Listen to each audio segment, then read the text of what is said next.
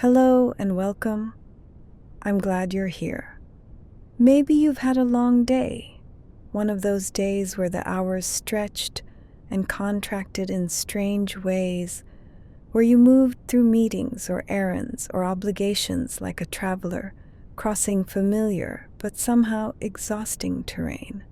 Or perhaps it was a good day, full of small victories and ordinary magic, and now you're ready to let it all settle, like dust after a gentle wind. Either way, you're here now, and that's exactly where you need to be. Tonight we're going to talk about space. Not the space between your thoughts or the space in your calendar, but the vast, quiet darkness that holds everything. Stars and planets, galaxies and light.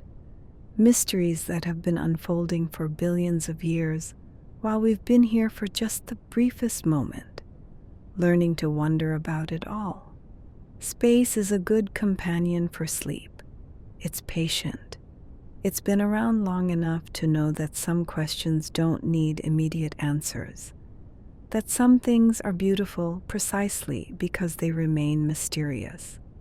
And tonight, we're going to explore 100 facts about the cosmos. Not to master them or memorize them, but simply to let them wash over you like waves, each one carrying a little bit of wonder, a little bit of perspective. Before we begin, if you find these journeys helpful, if this voice and these topics help you drift into rest, consider subscribing. It's a small gesture, a quiet way of saying you'd like more of these contemplative evenings together. No pressure, just an invitation. Now let's begin. Words have histories, don't they? They carry the weight of centuries, the fingerprints of people who needed a sound to describe something just beyond their grasp. The word space is no different. It comes from the Latin spatium, which meant an expanse, an interval, a distance between things. The Romans weren't thinking about rockets or satellites when they used this word. They were thinking about the gap between buildings, the stretch of land between cities, the pause between musical notes. And in a sense, that's exactly what space is. It's not really a place you can visit, not a destination with coordinates and landmarks. It's the distances themselves, the intervals between Earth and Moon, between star and star, between one edge of the universe and another.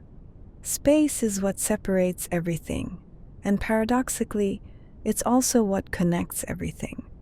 Without these distances, without these intervals, nothing would have room to exist. Planets would collide, stars would merge, and the universe would collapse into a single, crowded point. So when we say space, we're really saying the room between things. We're acknowledging that emptiness isn't nothing. It's the canvas on which everything else is painted. It's a reminder that absence can be just as important as presence, that the gaps matter as much as what fills them. If you've ever wondered where Earth ends and space begins, you're not alone. Humans love boundaries, clear lines that tell us when we've crossed from one thing into another. We want to know the exact moment when here becomes there. And so we've drawn a line in the sky, an invisible threshold called the Kármán line, sitting about 62 miles, 100 kilometers, above the surface of the Earth. This line isn't arbitrary, though. It marks the altitude where the atmosphere becomes so thin that aircraft can no longer generate lift by pushing against air molecules. Below this line, if you're traveling fast enough and your wings are shaped correctly, the air will hold you up. Above this line, there's simply not enough air to matter. You'd need to be moving so fast, generating so much velocity, that you'd essentially be in orbit anyway. At that point, you're not flying. You're falling around the planet, held aloft not by air, but by the delicate balance between gravity pulling you down and your momentum carrying you forward. It's a subtle transition, really. There's no wall, no barrier, no welcome to space sign. The air just gets thinner and thinner, molecule by molecule, until one day, or 1 mile, you realize you've left the atmosphere behind. And that's where space begins. Not with a bang, but with a whisper, a gradual fading of everything familiar, until all that's left is the vast, quiet expanse beyond. Imagine standing in a field on a moonless night, thousands of years ago, before cities and their orange glow, before electric lights turned the sky into a pale shadow of itself. You'd see about 6,000 stars scattered across the darkness, pinpricks of light, some bright, some dim, some arranged in patterns that looked, with a little imagination, like animals and heroes and gods. That's all ancient astronomers had. No telescopes, no cameras, no computers to calculate orbits or predict eclipses. Just their eyes, their patience, and their willingness to watch the sky night after night, season after season, generation after generation. And yet, with only those 6,000 stars, they mapped the heavens. They built calendars accurate enough to predict the flooding of the Nile, to know when to plant crops, to mark the passage of years with precision that still impresses us today. They learned that certain stars rose and set at predictable times, that the sun traced a path through specific constellations over the course of a year, that the moon followed rhythms you could count on. They turned the chaos of the night sky into a clock, a compass, a guide for living. They did it without equations or instruments, relying instead on observation and memory, and the quiet accumulation of knowledge passed from teacher to student, from parent to child. It's humbling in a way. We have so much more data now, so many more tools, and yet those ancient observers understood something fundamental, that if you watch carefully enough, if you pay attention to the patterns, the universe will reveal its rhythms. The sky is a patient teacher, and all it asks is that you look up. For most of human history, no one had ever seen what Earth looked like from above. We could imagine it. Artists drew maps, philosophers speculated about our planet's shape, explorers climbed mountains to get a better view, but no one had actually seen the curve of the horizon, the way the atmosphere glows like a thin blue shell, the sense of the world as a complete, contained thing floating in darkness. That changed in 1946. Scientists in the United States mounted a camera onto a captured German V-2 rocket, one of the same rockets that had terrorized London during the war, and launched it straight up. The camera clicked away automatically, taking photographs every second and a half as the rocket climbed higher and higher. At 65 miles up, just above the Kármán line, the camera captured something no human eye had ever witnessed: the curvature of Earth, the gentle arc of the planet's edge bending away toward the horizon, the atmosphere visible as a delicate layer separating life from the void. The images were grainy, black and white, almost abstract, but they changed everything. For the first time, humanity could see what poets and philosophers had only imagined: our world suspended in darkness, finite and fragile, a sphere of land and water and air surrounded by infinite space. It was proof, yes, but it was also poetry. We weren't just observers anymore. We were part of a larger picture, a small but beautiful piece of the cosmos looking back at itself.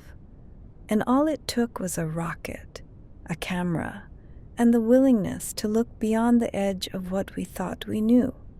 When we think of space, we imagine emptiness, a perfect vacuum, a void so complete that nothing exists there at all. And in a sense, that's true. Space is emptier than the best vacuum we can create in laboratories on Earth, emptier than anything we can experience in our everyday lives.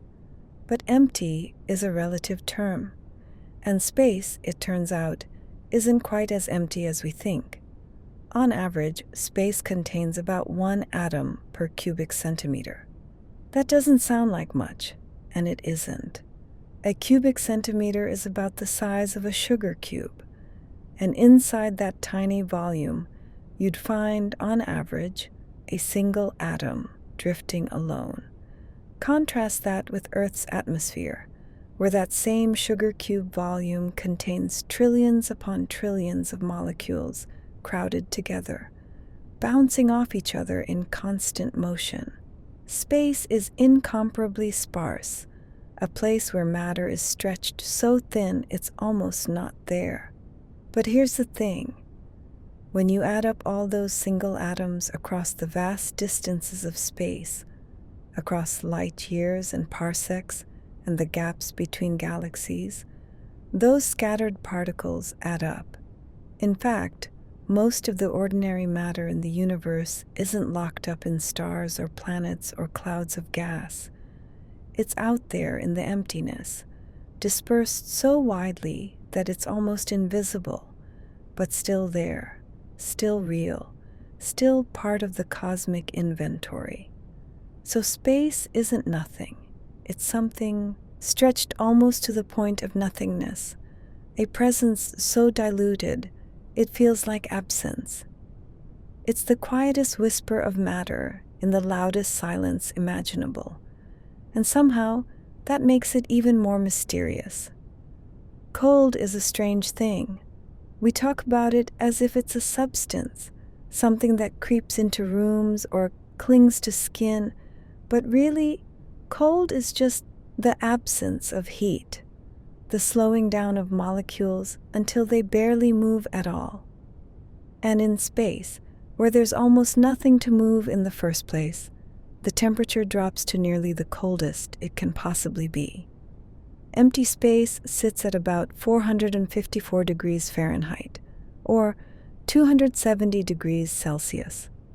That's just 2.7 degrees above absolute zero, the theoretical point where all molecular motion stops, where atoms freeze into perfect stillness. But space never quite reaches absolute zero, and the reason why is surprisingly poetic. The universe itself is still warm from its own birth. That faint warmth, those 2.7 degrees, is the leftover glow of the Big Bang, the moment when everything began. When the universe was young, it was unimaginably hot, a roiling sea of energy and particles. But as space expanded, that heat spread out, diluted across ever greater distances, cooled by billions of years of expansion.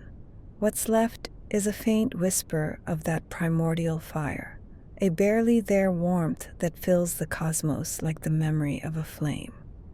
It's strangely comforting in a way. Even in the coldest, emptiest places, the universe carries a trace of its beginning. Space remembers where it came from, and that memory keeps it from ever being completely, perfectly cold. The cosmos has a baseline temperature, a floor it will never fall below, and it's written into the fabric of reality itself, a quiet reminder that even nothing has a history. Sound is a social phenomenon. It needs a medium, air, water, metal, anything with molecules that can bump into each other and pass along vibrations. When you hear a voice or a song or the rustle of leaves, you're experiencing a wave of pressure moving through air. Molecules jostling their neighbors in a chain reaction that eventually reaches your ear and shakes your eardrum in just the right way to create meaning. But in space, there are no neighbors to jostle. The atoms are too far apart, the distance is too vast. A vibration has nowhere to go, no path to follow, and so space is silent, not quiet, but truly, profoundly silent. The kind of silence you can never experience on Earth, where even the deepest caves carry the hum of your own heartbeat, where even the stillest night has the whisper of wind or the distant murmur of life. In space, a supernova could explode, a star tearing itself apart with the energy of a billion suns. Light flooding across light years, shockwaves rippling through clouds of gas, and it would happen without a sound. The vast cosmic events we imagine as thunderous as apocalyptic roars all unfold in perfect, cathedral-like silence. The universe's grandest moments are mute. It's a humbling thought.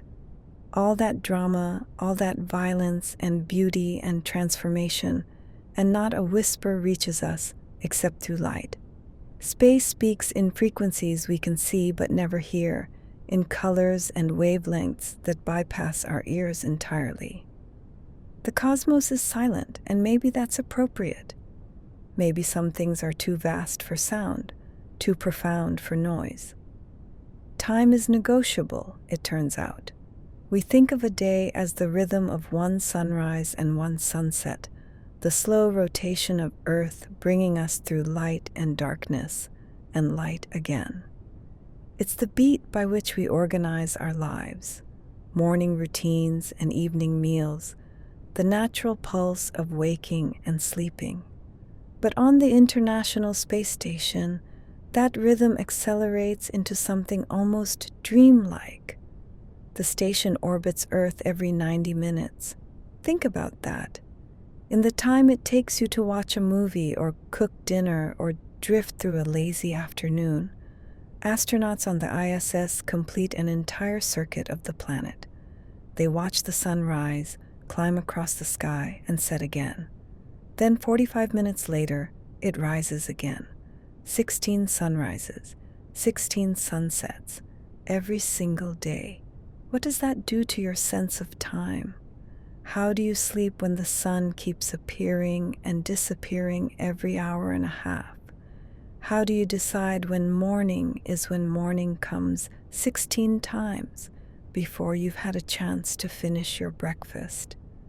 The astronauts use blackout curtains and artificial schedules, trying to impose the familiar rhythm of Earth time onto an environment that refuses to cooperate. But maybe there's something freeing about it too. Up there, time becomes fluid, relative, a construct rather than a law. The sun doesn't dictate your day anymore. You do. You choose when to rest, when to work, when to float over to a window and watch your planet spin beneath you, glowing blue and white and beautiful against the black. The cosmos doesn't care about your schedule. It has its own rhythms, and they're strange and wonderful and nothing like what we're used to down here. Smell is one of those senses we take for granted until it surprises us. It's subtle, often subconscious, linked to memory in ways we don't fully understand. And smell requires molecules, volatile chemicals drifting through air, entering your nose, binding to receptors that send signals to your brain. In space, where there's no air, there's no smell. Logically, space should be odorless, but astronauts tell a different story. After spacewalks, when they come back inside and remove their helmets, they notice something strange. Their spacesuits smell. Some describe it as metallic, like the scent of welding or spent gunpowder. Others say it's sweet, almost fruity, with hints of burnt almond or diesel fumes. It's not a bad smell, necessarily, just unexpected, specific, memorable. Scientists think these odors come from trace molecules clinging to the suits, high energy particles from the sun, reactive oxygen atoms from the thin, wisps of atmosphere in low Earth orbit, maybe even the residue of cosmic rays interacting with the suit's material. These molecules, too sparse to smell in space itself, concentrate on the fabric and metal of the suits. When the astronauts bring them back into the cabin, into air and pressure, those molecules finally have a chance to drift free and reach human noses. So space doesn't have a smell, but it leaves one behind. It's a ghost of a scent, a chemical echo of the void, a reminder that even in the emptiness, things are happening, reactions and interactions too small to see, but just present enough to notice. Space touches you, even if you can't touch it back. Light is patient. It doesn't tire, doesn't slow down, doesn't forget where it's going. Once a photon is born, emitted from a star, a galaxy, a glowing cloud of gas, it travels in a straight line at the speed of light, crossing the universe without aging, without changing, until it hits something. Sometimes that something is a telescope on Earth. Sometimes that telescope is pointed at a patch of sky that looks empty to our eyes, but holds secrets older than anything we can imagine. The oldest light we can detect has been traveling for over 13.4 billion years. It left its source when the universe was young, when the first galaxies were just beginning to form, when stars were still figuring out how to burn. That light has been crossing space ever since, moving through the expanding cosmos, witnessing the birth and death of countless stars, the formation and collision of galaxies, the slow, patient unfolding of everything. And now, tonight, that light reaches us. It enters our telescopes, is captured by sensors, translated into images and data. We're not seeing those galaxies as they are now. We're seeing them as they were, billions of years ago, frozen in time by the finite speed of light. By now, those galaxies have changed. They've grown, merged, perhaps even faded away. But their light, their ancient light, is still arriving, still telling us stories about a universe we'll never visit, but can witness from afar. Every time we look at the night sky, we're looking backward in time. The deeper we look, the further back we see, until we reach a point where the universe itself becomes too young, too opaque for light to reach us. We're archaeologists of photons, piecing together the history of everything from the light that survived the journey. And that light, patient and tireless, keeps arriving, carrying news from the beginning of time. There's a common misconception about astronauts floating in space, drifting weightlessly through the cabin of the International Space Station. We call it zero gravity or microgravity, and we imagine that somehow up there, gravity has switched off, that they've escaped Earth's pull and entered a realm where the rules no longer apply. But that's not quite right. Gravity doesn't have an off switch.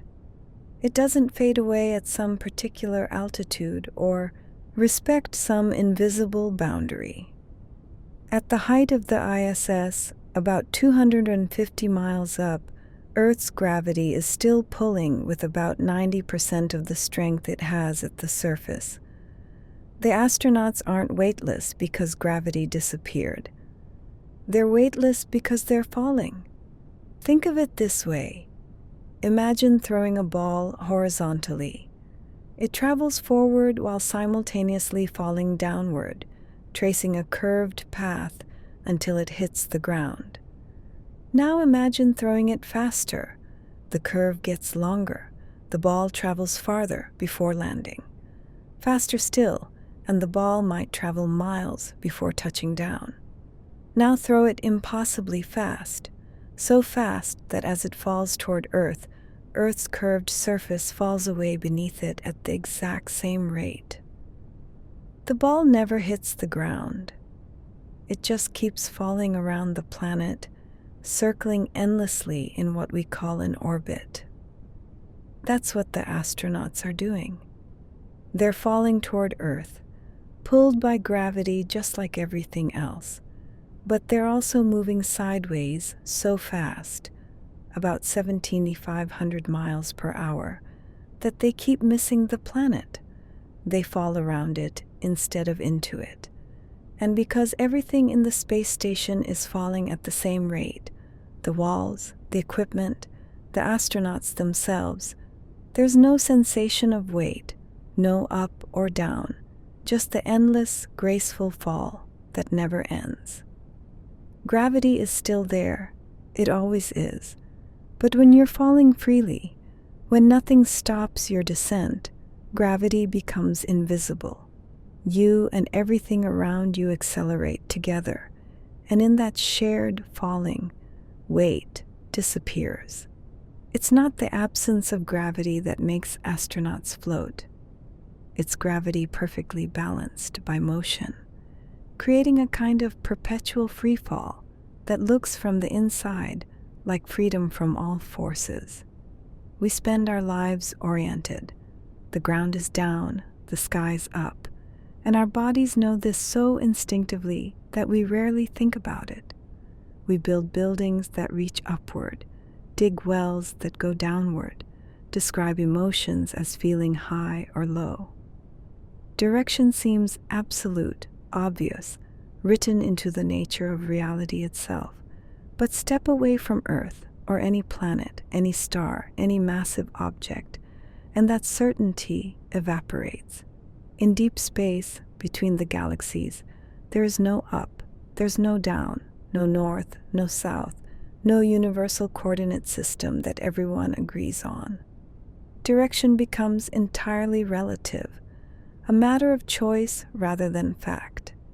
Spacecraft designers have to grapple with this. When they build a ship or a space station, they have to decide which way is up. Not because space has an up, but because human psychology needs one.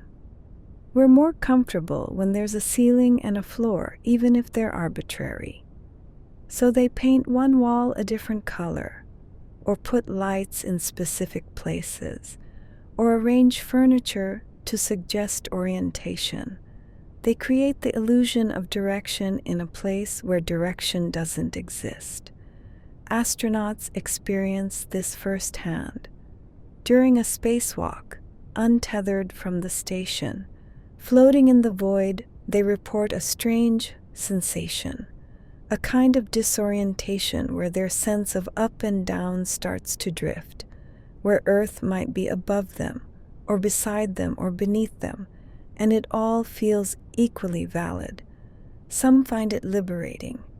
Others find it unsettling, a reminder that the rules we take for granted are local phenomena, true only in the presence of mass. Out there, in the vast darkness between stars, you could orient yourself any way you liked. Point your head toward a distant galaxy and call that up. No one could argue. The universe doesn't care. It has no preferred direction, no bias toward any orientation. Everything just is, floating in relation to everything else, with no absolute frame of reference.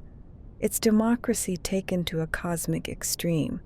Every point in space is equal, every direction is valid, and the only meaning comes from what you choose to anchor yourself to. The sun looks immediate. You step outside, feel its warmth on your skin, see its light illuminating everything around you. It feels present, current, happening now. But that's an illusion.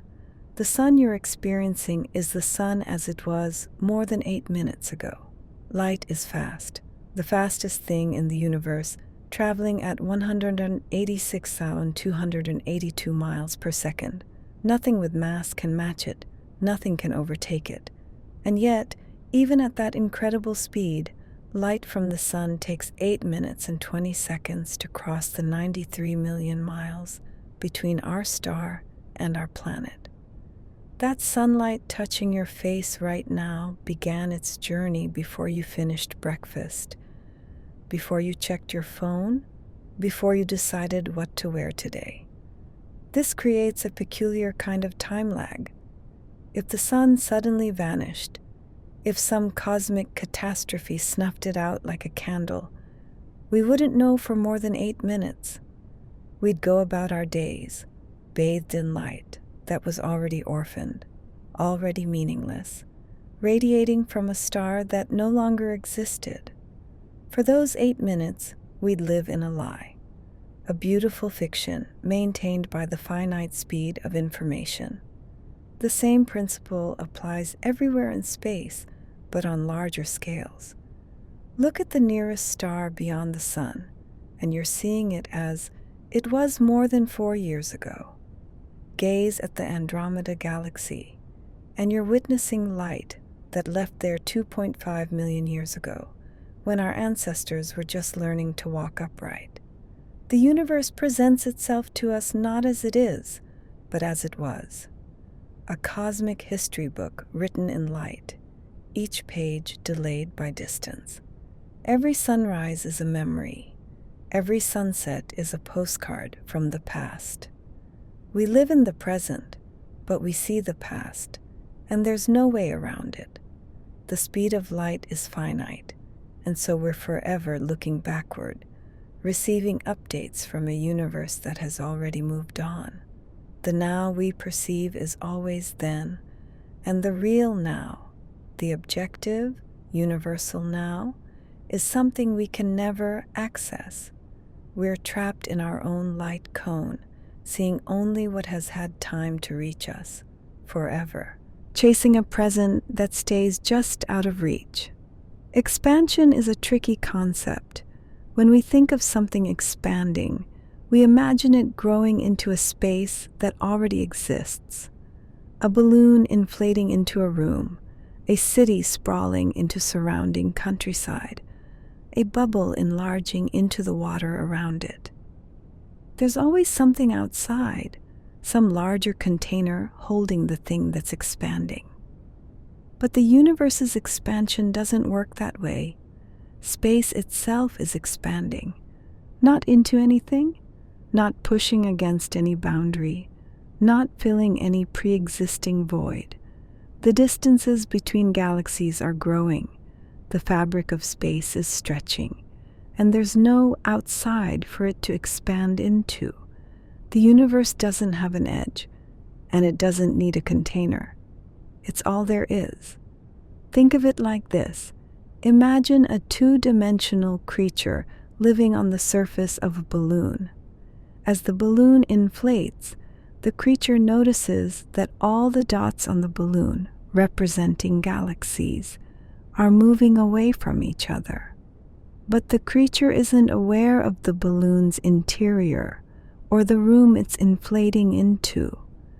For the creature, the entire universe is the balloon's surface, and that surface is simply getting bigger. There's no third dimension to expand into.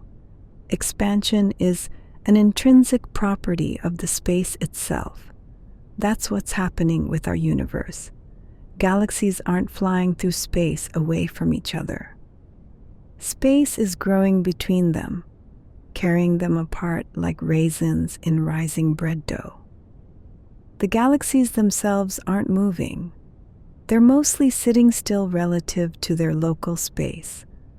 But the space between them is increasing, and so the galaxies appear to recede from one another. And here's where it gets even stranger. The expansion has no center. Every point in space sees all other points moving away from it.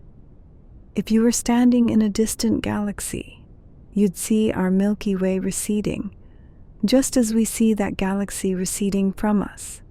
Everyone is at the center of the expansion because there is no center, or rather, every point is equally valid as a center. Space is making more of itself somehow, constantly, and we don't fully understand how or why. Dark energy, that mysterious force we'll talk about later, is driving the expansion faster and faster. But the fundamental mechanism remains one of the cosmos's deepest mysteries. The universe is growing, and it's not growing into anything. It's just growing, making room for more distance, more emptiness, more space to hold the galaxies that drift through it like islands in an ocean that never stops widening. Before Galileo, the heavens were perfect. Or at least, that's what Aristotle and centuries of scholars had claimed. The celestial realm was supposed to be unchanging, eternal, made of crystalline spheres and flawless bodies that never aged or altered. The moon was a smooth, polished orb. The planets wandered through the sky on their own, unaccompanied, and humanity, stuck here on imperfect, chaotic Earth, could only look up and imagine what perfection must be like. Then in 1609, Galileo Galilei heard about a new Dutch invention, a spyglass, a tube with lenses that made distant objects appear closer. Galileo, clever and curious, built his own version, improving the design until he had a device that magnified objects 30 times. And then he did something no one had done before. He pointed it at the sky. What he saw shattered centuries of assumptions in a matter of nights. The moon wasn't smooth. It had mountains, valleys, craters, an entire landscape of shadows and textures that changed as the sun's angle shifted.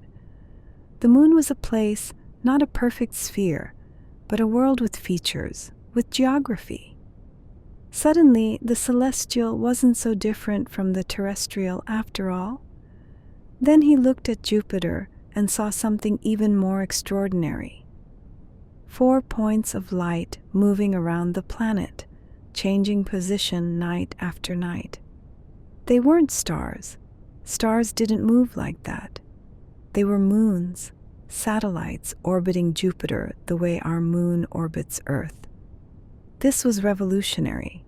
It meant Earth wasn't the only center of motion in the universe. Other worlds had their own systems, their own celestial mechanics. Galileo's observations didn't just add new facts to astronomy. They changed the entire framework of how we understood reality. The heavens weren't perfect and unchanging. They were dynamic, diverse, full of worlds and features and motion.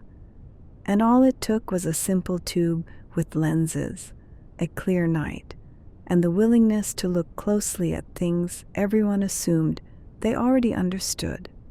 In a few nights of observation, Galileo opened a door that humanity has been walking through ever since.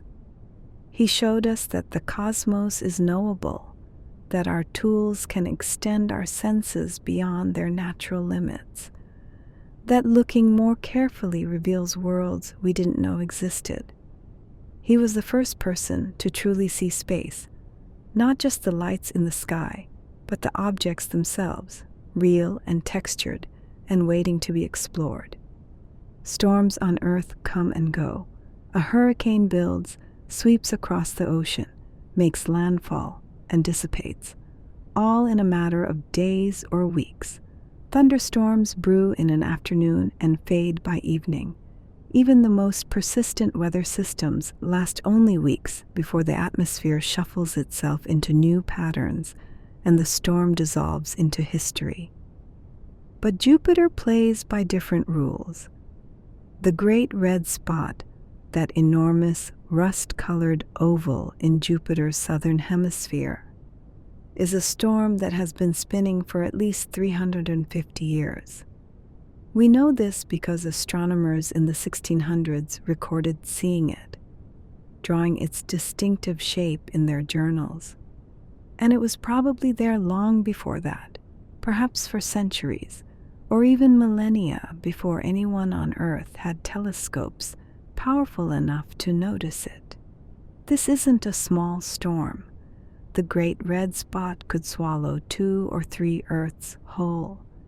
It's an anticyclonic hurricane, a high-pressure system spinning counterclockwise, with wind speeds over 400 miles per hour at its edges. The storm towers miles above the surrounding clouds, and its distinctive red color comes from complex organic molecules created by sunlight interacting with Jupiter's atmosphere. We're not entirely sure what gives it that particular shade. Chemistry on Jupiter is still full of mysteries, but it's unmistakable, a swirling crimson eye staring out from the giant planet. What's remarkable isn't just the storm's size or age, but its persistence. On Earth, storms die because they hit land or run out of warm water or encounter wind shear that tears them apart. But Jupiter has no land. It's a gas giant, a ball of hydrogen and helium with perhaps a small rocky core deep inside, but no solid surface to disrupt the flow. The storm just keeps spinning, fed by heat rising from the planet's interior, constrained by other jet streams and weather bands that pin it in place. It's shrinking, though. Observations over the past century show that the Great Red Spot is getting smaller, its oval becoming more circular, its edges less defined. Scientists aren't sure if it will fade away entirely or simply transform into a different kind of storm. Maybe it's been doing this for ages, growing and shrinking in cycles we haven't watched long enough to understand. Maybe we're witnessing the slow death of a storm older than any nation on Earth, older than modern science itself. Jupiter's storms remind us that weather is universal, but the rules change with each world. What's fleeting on Earth can be eternal elsewhere, given the right conditions, the right atmosphere, the right planet to host it. Saturn's rings are one of the most iconic sights in the solar system. Even through a small telescope, they're unmistakable. That pale, golden halo encircling the planet, thin as a blade and impossibly delicate. They look solid from a distance, like a flat disk or a phonograph record, but they're nothing of the sort. The rings are made of countless individual pieces, chunks of water ice, mostly, mixed with some rock and dust. Some pieces are tiny, no bigger than grains of sand. Others are the size of houses. A few are as large as mountains, tumbling through space in their own slow orbits. Each piece reflects sunlight, and together they create that beautiful, shimmering glow we see from Earth. What's astonishing is how thin the rings are. They span about 175,000 miles from edge to edge, wider than the distance from Earth to the Moon. But in most places, they're only about 30 feet thick. Imagine a disk wider than the distance between Earth and the Moon, but thinner than a 10-story building. It's a ratio so extreme it's hard to visualize. If you scaled the rings down to the size of a football field, they'd be thinner than a sheet of paper. No one is entirely sure how old the rings are. They might be ancient, left over from the formation of the solar system 4.5 billion years ago.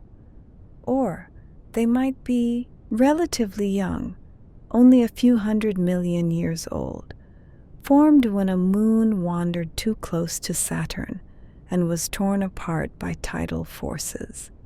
Recent data from the Cassini spacecraft, which spent years studying Saturn before its mission ended, suggests the rings might be younger than we thought, still bright and fresh because they haven't had time to accumulate much dust from passing meteoroids. But whether ancient or young, the rings won't last forever. Saturn's gravity is slowly pulling them in, raining ice and rock onto the planet's upper atmosphere. In a few 100 million years, maybe less, the rings will be gone, and Saturn will look like any other gas giant, plain and unadorned. Future astronomers on distant worlds will look at images of Saturn from our era and marvel that we got to see it in its ringed glory, a brief and beautiful phase in the life of a planet. Time on other worlds doesn't work the way it does on Earth. We're used to our 24-hour day, our 365-day year, the predictable rhythm of day, night, that's been the backdrop to all of human history. But step onto Venus, and those rhythms dissolve into something strange and disorienting. Venus takes about 225 Earth days to orbit the Sun. That's its year, the time it takes to complete one full trip around our star. But Venus's rotation, the time it takes to spin once on its axis, is much, much slower. One Venusian day lasts about 243 Earth days. That means a day on Venus is longer than a year on Venus. You could celebrate a birthday before you'd seen a single sunrise and sunset cycle. And it gets stranger. Venus rotates backward, retrograde, in astronomical terms, spinning in the opposite direction from most other planets. If you could stand on Venus's surface, which you can't, because the heat and pressure would crush and incinerate you instantly, you'd see the sun rise in the west and set in the east. The sky would brighten slowly over the course of weeks, reach its zenith after months, and then fade into darkness for another few months before the cycle repeated. We're not entirely sure why Venus rotates this way. It might have been hit by a massive object early in its history, an impact so violent it knocked the planet's rotation sideways, or even reversed it. Or maybe gravitational interactions with the Sun and Venus's thick atmosphere gradually slowed and reversed its spin over billions of years. Either way, Venus ended up with one of the strangest rotation periods in the solar system. It's a reminder that time isn't universal. A day is just the time it takes a planet to rotate, and that can be anything: hours, months, years, even longer on some moons in the outer solar system that are tidally locked to their parent planets. The calendar we use, the clocks we set, the schedules we keep, they're all based on Earth's particular spin and orbit, local customs in a universe where every world keeps its own time. Mountains on Earth are impressive. Everest, the tallest, reaches about 5.5 miles above sea level, so high that the air becomes dangerously thin, that climbers need supplemental oxygen just to breathe. Standing at its summit, you're above most of the atmosphere, in a place where the sky darkens to a deep blue and the horizon curves visibly away. It feels like the edge of space, the limit of where solid ground can reach. But Olympus Mons on Mars makes Everest look like a foothill. This Martian volcano stands about 16 miles high, nearly 3 times Everest's height. If you could somehow place it on Earth, it would pierce through the stratosphere, reaching altitudes where the air is so thin it's almost vacuum. Jets fly at about 6 to 7 miles up. Olympus Mons would tower above them by another 10 miles. The volcano's base is equally staggering. It spans roughly 370 miles across, about the size of the entire state of Arizona. If you stood at the center, the edges would be beyond the horizon in all directions. The slopes are gentle, though, only about 5 degrees on average, so you wouldn't perceive it as a mountain while climbing it. It would feel more like walking up an endless, gradual incline that just kept going and going, rising for hundreds of miles until you finally reached the summit caldera. Olympus Mons is a shield volcano built up over millions of years by lava flows spreading outward from a central vent. On Earth, shield volcanoes like Mauna Loa in Hawaii are impressive but limited in size because Earth's tectonic plates move, carrying the volcano away from its magma source. But Mars doesn't have plate tectonics. The crust just sits there, and the magma keeps erupting from the same spot for eons, piling up lava layer after layer until you get something like Olympus Mons, a monument to geological patience. The volcano is probably extinct now, or at least dormant. Mars's interior has cooled over billions of years, and there's little evidence of recent volcanic activity. But Olympus Mons stands as a reminder of what Mars once was, a world with an active interior, with volcanoes that could dwarf anything Earth has produced, with geology on a scale we're only beginning to understand. Numbers can numb us. When figures get large enough, they stop meaning anything. They become abstract, impossible to grasp, just words that fail to convey the reality they're describing. But sometimes a comparison helps, so here's one. There are more stars in the observable universe than there are grains of sand on all of Earth's beaches combined. Think about that for a moment. Every beach, every desert, every sandbox, every shoreline where waves deposit their granular cargo. Count every grain, every tiny speck of quartz or shell or stone, and add them all up. It's an unimaginably large number. And yet the universe has more stars, hundreds of billions of galaxies, each containing hundreds of billions of stars, spread across distances so vast that light takes billions of years to cross them. But here's the paradox. Despite all those stars, despite all that matter, the universe is overwhelmingly empty. The distances between stars are so vast that if you picked a random point in space, the odds are overwhelming that you'd be nowhere near anything. You could travel for light years in any direction and never encounter a planet, a star, a cloud of gas, nothing but darkness and the faint whisper of scattered atoms.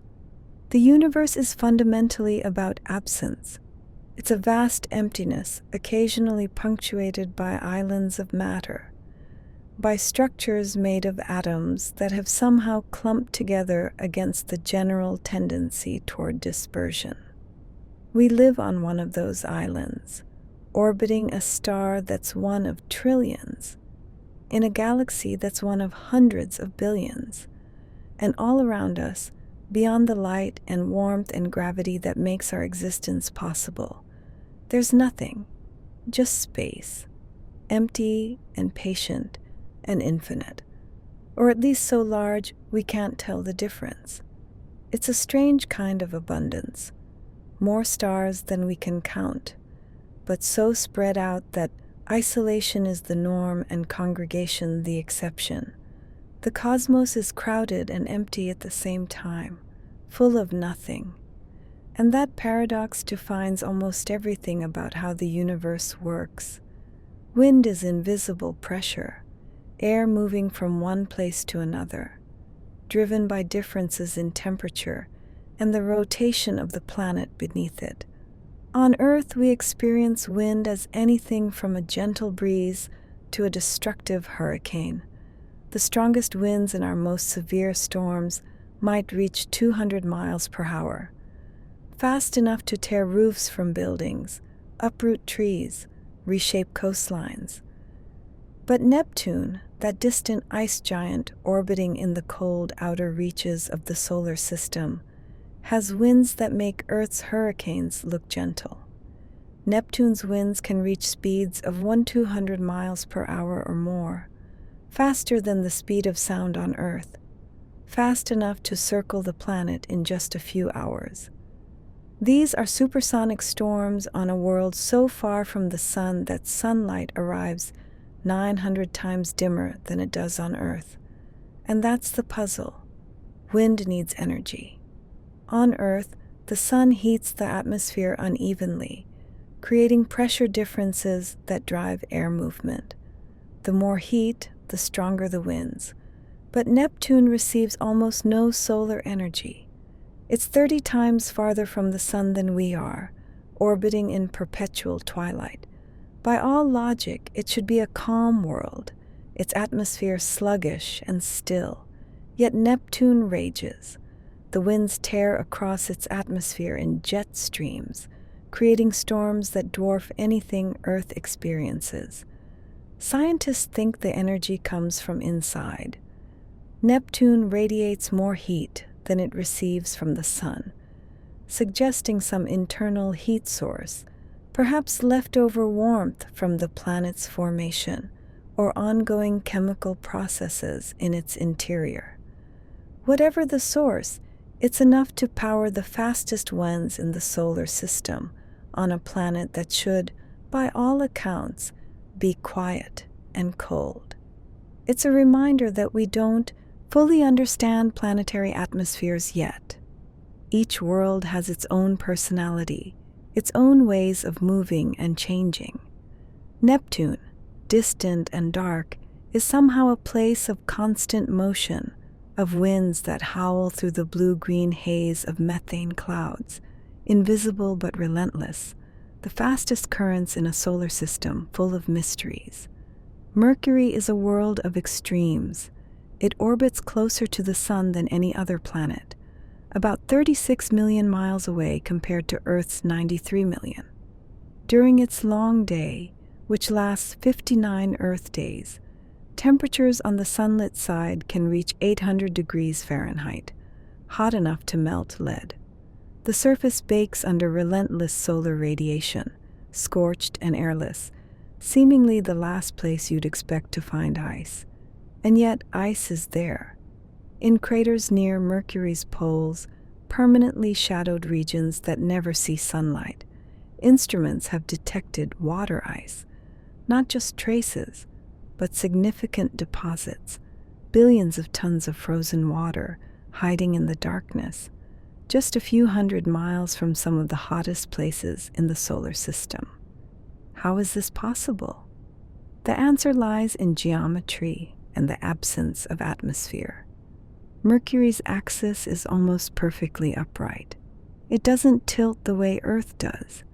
This means the sun never rises high in the sky at the poles, and deep craters there have floors that remain in permanent shadow. Without an atmosphere to circulate heat, these shadowed regions stay brutally cold, far below freezing, cold enough to trap ice for billions of years. The ice probably came from comets, dirty snowballs from the outer solar system that occasionally impact Mercury's surface. Most of the water would have vaporized instantly upon impact, escaping into space. But some would have bounced around as vapor, eventually finding its way into those cold, dark craters where it froze and stayed, protected from the sun by nothing more than shadow and geometry. It's a poetic irony. The closest planet to the sun, baked and scorched, harbors ice in its darkest corners. Light and shadow coexist in such proximity that you could, in theory, stand with one foot on sun-heated rock and the other on ancient ice. Mercury is a world of contrasts where extremes meet, and the most unexpected conditions can persist if they find the right shelter from the sun's unforgiving glare. Science fiction has lied to us. In movies and shows, asteroid belts are dangerous obstacle courses, dense fields of tumbling rocks where spaceships weave and dodge, where collisions happen constantly, where navigation requires split-second reflexes.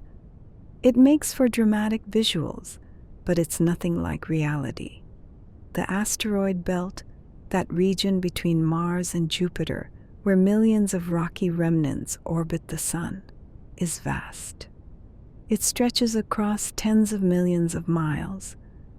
a donut-shaped region of space filled with everything from dust grains to objects hundreds of miles across. And yes, there are millions of asteroids there, maybe billions if you count the smallest ones.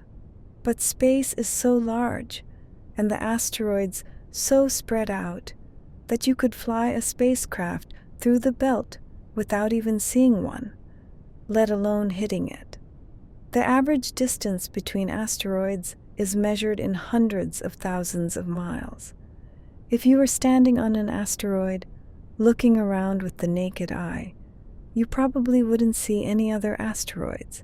They'd be too far away, too small, just faint points of light against the stars. The belt isn't crowded. It's almost as empty as the rest of space, just with slightly more stuff in it than usual. In fact, if you gathered up all the asteroids in the belt and compressed them into a single object, you'd get something smaller than our moon. The entire belt contains less mass than you'd expect, dispersed across such enormous distances that encounters are rare. NASA has sent multiple spacecraft through the belt, and not one has had to dodge or maneuver to avoid a collision. They just fly straight through, and the asteroids, obligingly, are nowhere near them. It's a useful reminder about scale. Space is big, so big that even crowded regions are mostly empty.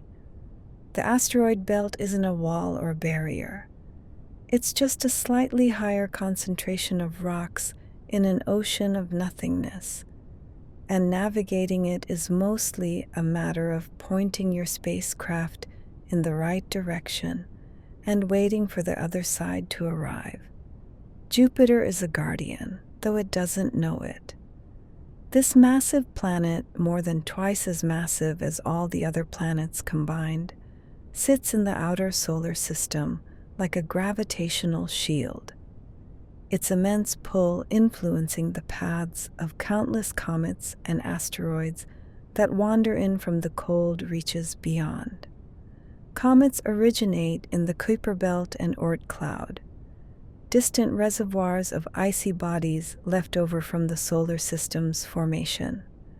Occasionally, gravitational nudges send these objects careening inward toward the sun.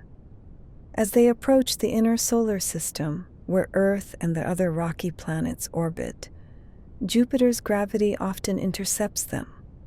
Some comets are deflected, their paths bent so sharply they're flung back out into space or sent crashing into Jupiter itself. Others are captured, becoming short-period comets that orbit the sun in relatively small loops, never getting close to Earth. Without Jupiter, the inner solar system would be a far more dangerous place. Comets and asteroids would arrive more frequently, impacting Earth and the other terrestrial planets with potentially catastrophic consequences. It's possible, though debated, that Jupiter's presence has been crucial for life's development on Earth, reducing the frequency of extinction-level impacts and giving evolution the stable environment it needed to produce complex organisms. We've even watched Jupiter take a hit for us. In 1994, comet Shoemaker-Levy 9 broke apart and slammed into Jupiter in a series of spectacular impacts. The scars, dark blotches larger than Earth, persisted for months. Astronomers calculated that without Jupiter's gravitational influence, that comet might have ended up on a collision course with Earth or another inner planet. Instead, Jupiter absorbed the blow, its thick atmosphere cushioning impacts that would have been devastating on a rocky world. It's not intentional, of course. Jupiter doesn't know we're here, doesn't care about protecting us. It's just massive, and massive objects bend space, alter trajectories, catch things in their gravitational nets. But the result is the same. a giant planet standing between us and at least some of the chaos of the outer solar system, quietly changing the odds in our favor every time an icy wanderer comes too close. The moon hasn't always hung at the same distance from Earth. When it first formed, probably from debris thrown into orbit after a Mars-sized object collided with the young Earth, it was much closer, perhaps only 15,000 miles away, compared to the 239,000 miles that separate us now.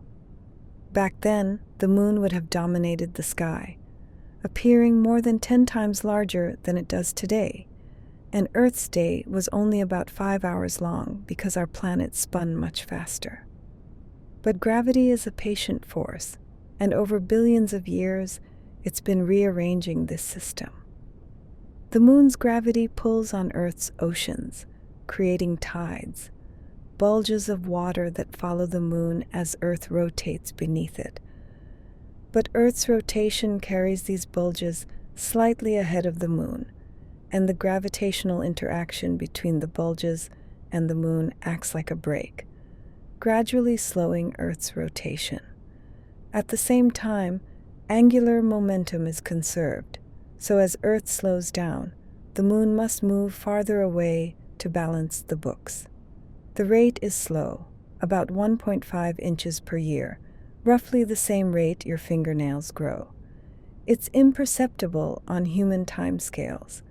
No one's lifetime is long enough to notice the moon getting smaller or the day getting longer. But over geological time, over millions and billions of years, these tiny increments add up.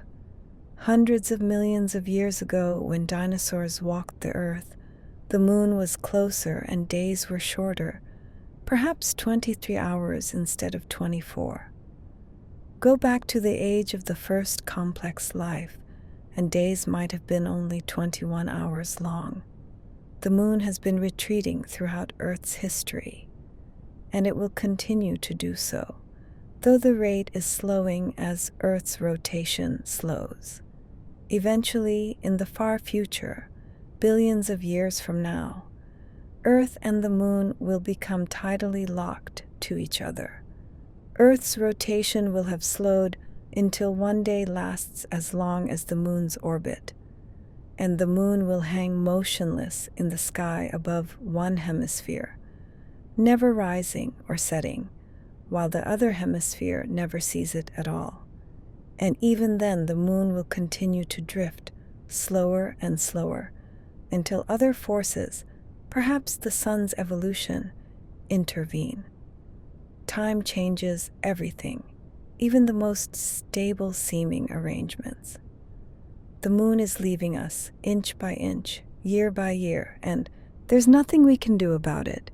But don't worry, it's not abandoning us anytime soon. We have billions of years to enjoy the view. Most planets spin like tops, their axes roughly perpendicular to their orbital planes, tilted by modest amounts. Earth's 23.5-degree tilt gives us our seasons. Mars's similar tilt creates Martian seasons. Even Jupiter and Saturn have slight tilts. But Uranus is different. Uranus is lying down. The planet's axis is tilted 98 degrees, meaning it essentially rolls around the sun on its side. Its poles point almost directly at the sun during parts of its 84-year orbit. For roughly 42 years, one pole experiences continuous sunlight, a summer that lasts decades, while the other pole endures endless night. Then, as Uranus continues its orbit, the seasons reverse. The pole that was in darkness rotates into light, and the one that basked in the sun plunges into a 42-year winter. No one knows for certain why Uranus ended up this way, but the leading theory is violence. Early in the solar system's history, when planets were still forming and gravitational interactions were chaotic, something massive, perhaps a planet-sized object or a series of smaller impacts, slammed into Uranus with enough force to knock it sideways. The collision didn't destroy the planet, but it did fundamentally alter its orientation, leaving it spinning at this bizarre angle.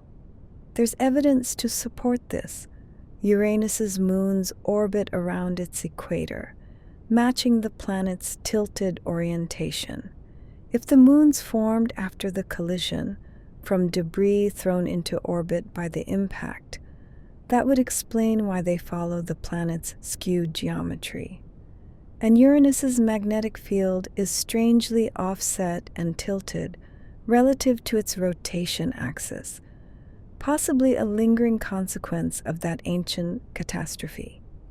It's a reminder that the solar system wasn't always the orderly, predictable place it seems today. The planets didn't form in perfect alignment, didn't settle gently into their current orbits. There was chaos, collision, violence, worlds smashing into each other, trajectories bent and broken, entire planetary bodies destroyed or fundamentally reshaped. Uranus bears the scars of that violent youth, spinning sideways as a permanent monument to some ancient, nameless disaster. When we think of the solar system, we think of planets, Earth and Mars, the gas giants, Jupiter and Saturn, the distant ice worlds, Uranus and Neptune. We think of moons and asteroids, comets and dust. We imagine a collection of objects, a family of worlds orbiting the sun together in companionable proximity. But in terms of mass, in terms of sheer gravitational presence, the solar system is almost entirely the sun. Of all the matter in this system, every planet, every moon, every asteroid and comet and grain of dust, the sun contains 99.86% of it.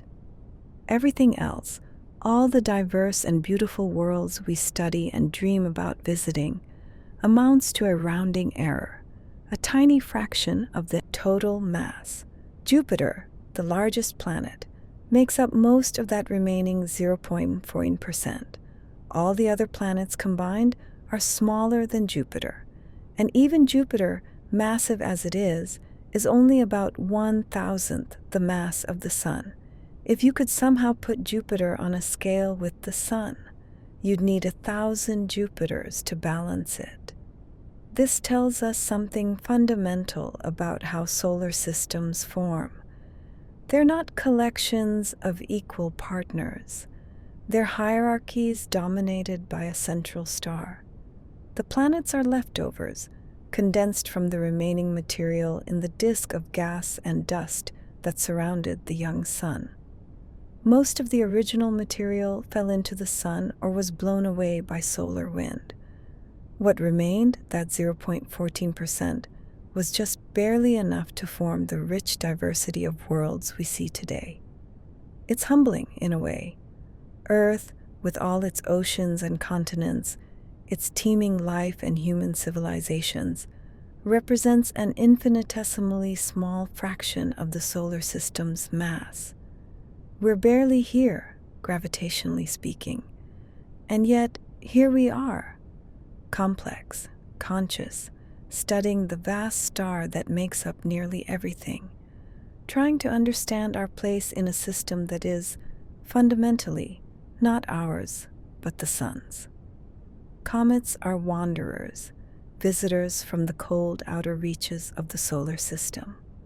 Most of their lives are spent in darkness, frozen solid, drifting through the void where sunlight is faint and distant.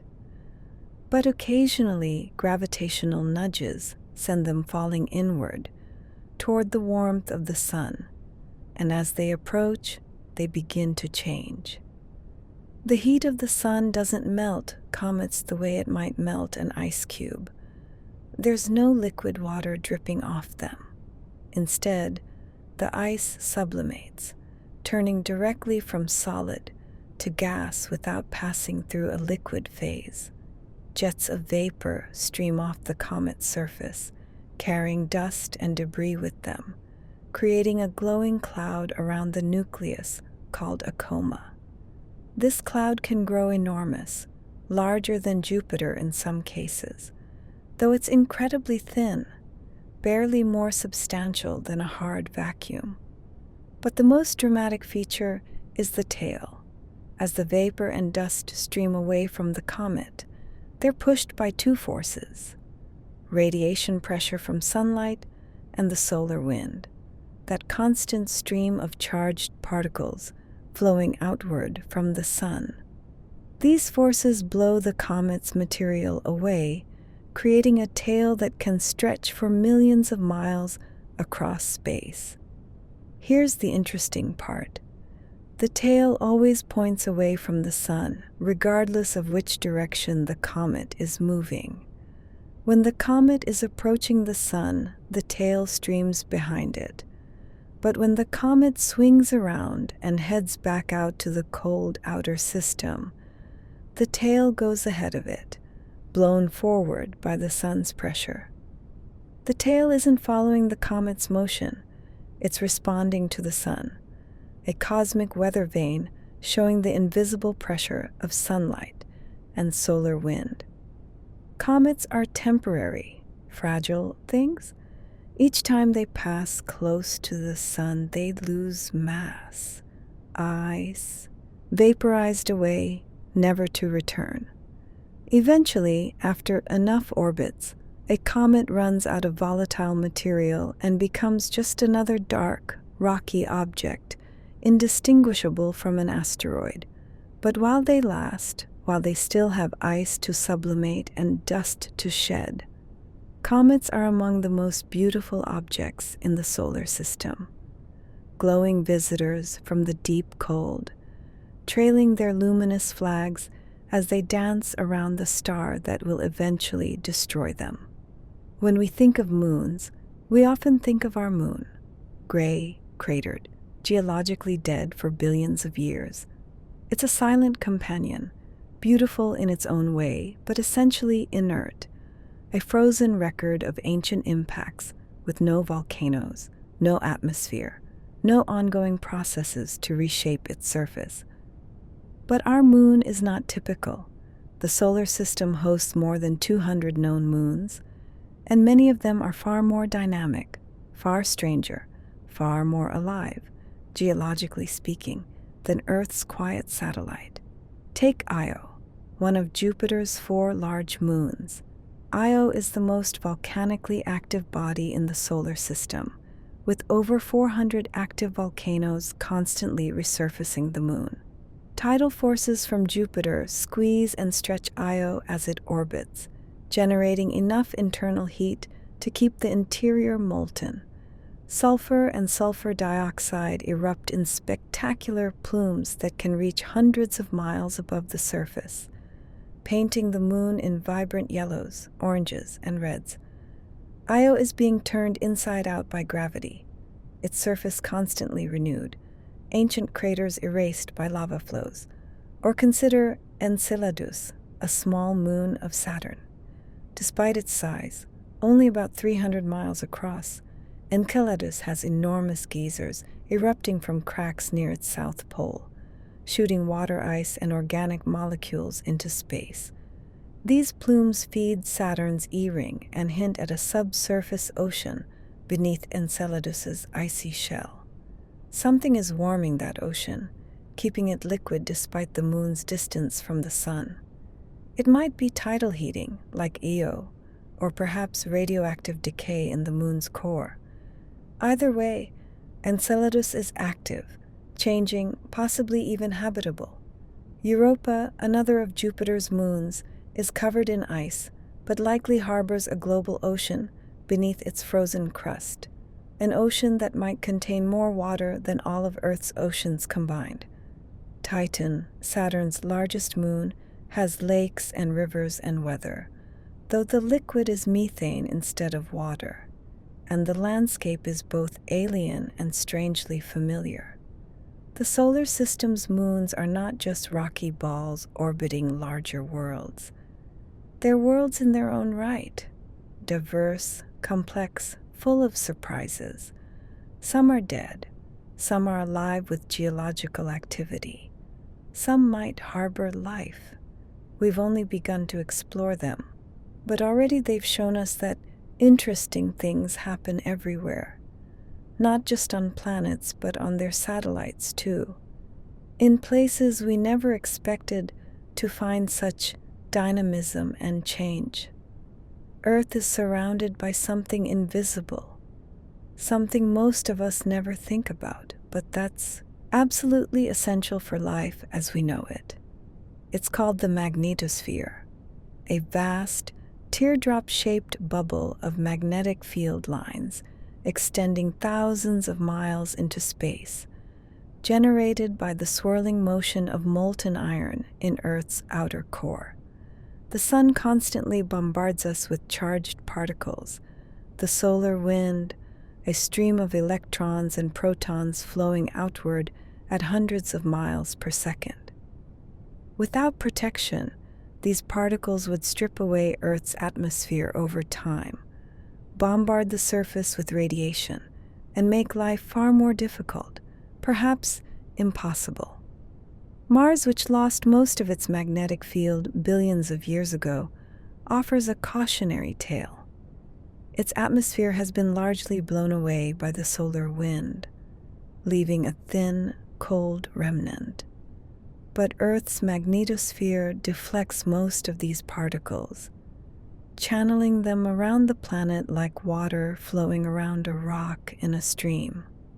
The magnetic field lines guide the charged particles toward the poles, where they collide with atoms in the upper atmosphere, transferring energy that causes those atoms to glow. That's what the aurora is, the northern and southern lights, curtains of green and red and purple dancing across polar skies. The aurora is beautiful, but it's also evidence of protection, a visible sign of the invisible shield that guards us constantly. The magnetosphere isn't perfect. During solar storms, when the sun ejects huge clouds of plasma in our direction, the shield can be overwhelmed. Particles leak through, intensifying the aurora, sometimes disrupting satellites and power grids, reminding us that space weather is real and can affect us even down here on the surface. But most of the time, the magnetosphere does its job quietly, invisibly, without fanfare. It's been protecting Earth for billions of years, maintaining the conditions that allowed life to arise and flourish. We owe our existence in part to a swirling core of molten metal thousands of miles beneath our feet, generating a field we can't see but can't live without. It's one of those background processes, like the sun's steady burning or the moon's gravitational pull, that we take for granted until we realize how precarious everything is, how many things have to work correctly for this planet to remain habitable. The sun feels close because it warms our skin and lights our days. But the next nearest star, Proxima Centauri, is almost incomprehensibly far. Light from Proxima takes 4.24 years to reach us, traveling at 186,282 miles per second the entire way. That's about 25 trillion miles, a distance so vast that our fastest spacecraft would take over 70,000 years to cross it. Proxima is a red dwarf, small and dim, barely visible even through telescopes. It's part of a triple star system with Alpha Centauri A and B, its slightly brighter companions. If you could stand on a planet orbiting Proxima, our sun would be just another star in the sky. Bright, yes, but not special. Not close enough to provide warmth. This distance tells us something fundamental about the cosmos. Stars are islands, separated by oceans of emptiness. Even our nearest neighbor is unreachably far with current technology. Interstellar travel isn't just difficult, it's a challenge that requires rethinking everything about how we move through space. And yet, that's the closest star. Most others are hundreds, thousands, or millions of light years away. Stars form in nurseries, vast clouds of gas and dust called nebulae that collapse under their own gravity. These clouds are enormous, often light years across, and when they collapse, they don't form just one star, but dozens, hundreds, sometimes thousands all at once. The cloud fragments into clumps, each clump condensing into a star. And for a time, these newborn stars remain close together, bound by their mutual gravity. Our sun was probably born this way, in a stellar nursery alongside hundreds of siblings, but that was 4.6 billion years ago, and gravitational interactions with passing objects gradually dispersed the cluster. Those sibling stars drifted apart, scattered across the galaxy. They're out there somewhere, orbiting the galactic center on their own paths, but we have no way of identifying them. They're lost to us. Ancient family members will never meet. Some star clusters stay together longer. The Pleiades, that small, bright cluster visible to the naked eye, contains stars that are still gravitationally bound, still recognizable as a family. But even they will eventually disperse, given enough time. Stars are born together, but rarely stay together. Size matters when it comes to stellar lifespans. Massive stars burn hot and fast, consuming their fuel in millions of years before exploding as supernovae. But the smallest stars, red dwarfs, typically less than half the sun's mass, burn so slowly, so conservatively, that they can last for trillions of years. The universe is only 13.8 billion years old, so no red dwarf has ever died of old age. Every red dwarf that's ever formed is still burning, still fusing hydrogen into helium in its core, still glowing with that faint, reddish light. They'll continue for incomprehensible stretches of time, longer than all of recorded history, by factors of millions. In the far future, when stars like our sun have long since died, when the galaxy has changed beyond recognition, red dwarfs will still be burning. They'll be the last lights in a darkening universe, the final embers of stellar creation. Eventually, even they'll fade, but that's so far in the future that it's almost meaningless to contemplate. For now, red dwarfs are eternal, or as close to it as anything in the universe can be. Light carries information about the past. When photons from a distant star reach your eyes, they're showing you where that star was and what it looked like when the light began its journey. For nearby stars, that's not long, a few years, maybe decades. But for distant stars, the lag can be centuries or millennia. Some of the stars you see in the night sky no longer exist. They've exhausted their fuel, collapsed, perhaps exploded, their light extinguished. But the photons they emitted thousands of years ago are still traveling, still crossing the galaxy. And when they reach Earth, we see those stars as they were, bright and alive, even though their current reality is darkness. It's a strange kind of time travel, seeing the past projected onto the present sky. The universe doesn't update in real time. It sends us postcards from history, and we assemble our understanding from those delayed messages. When you wish on a star, you might be wishing on a ghost, on light from something that's already gone. But maybe that's fitting. Wishes are always about things that aren't quite here yet, about futures we hope for but can't see. Betelgeuse is one of the brightest stars in the night sky, a massive red supergiant marking Orion's shoulder. It's nearing the end of its life, having exhausted the hydrogen in its core and begun fusing heavier elements, a sign that it's approaching its final act. At some point, perhaps soon by cosmic standards, Betelgeuse will explode as a supernova, briefly outshining everything in the night sky except the moon.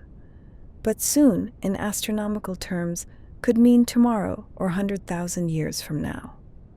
Stars don't send notices before they explode, and Betelgeuse is 650 light years away, meaning we're seeing it as it was 650 years ago.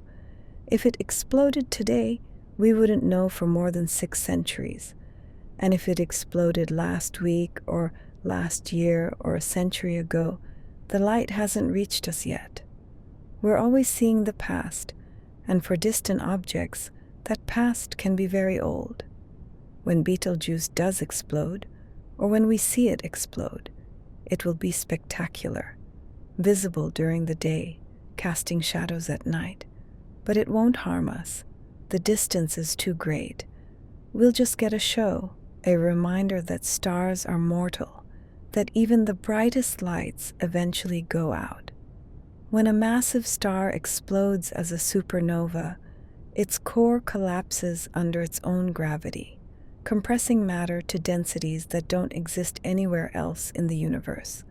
Protons and electrons are crushed together, merging into neutrons, and the result is a neutron star, an object about 12 miles across, but containing more mass than the Sun.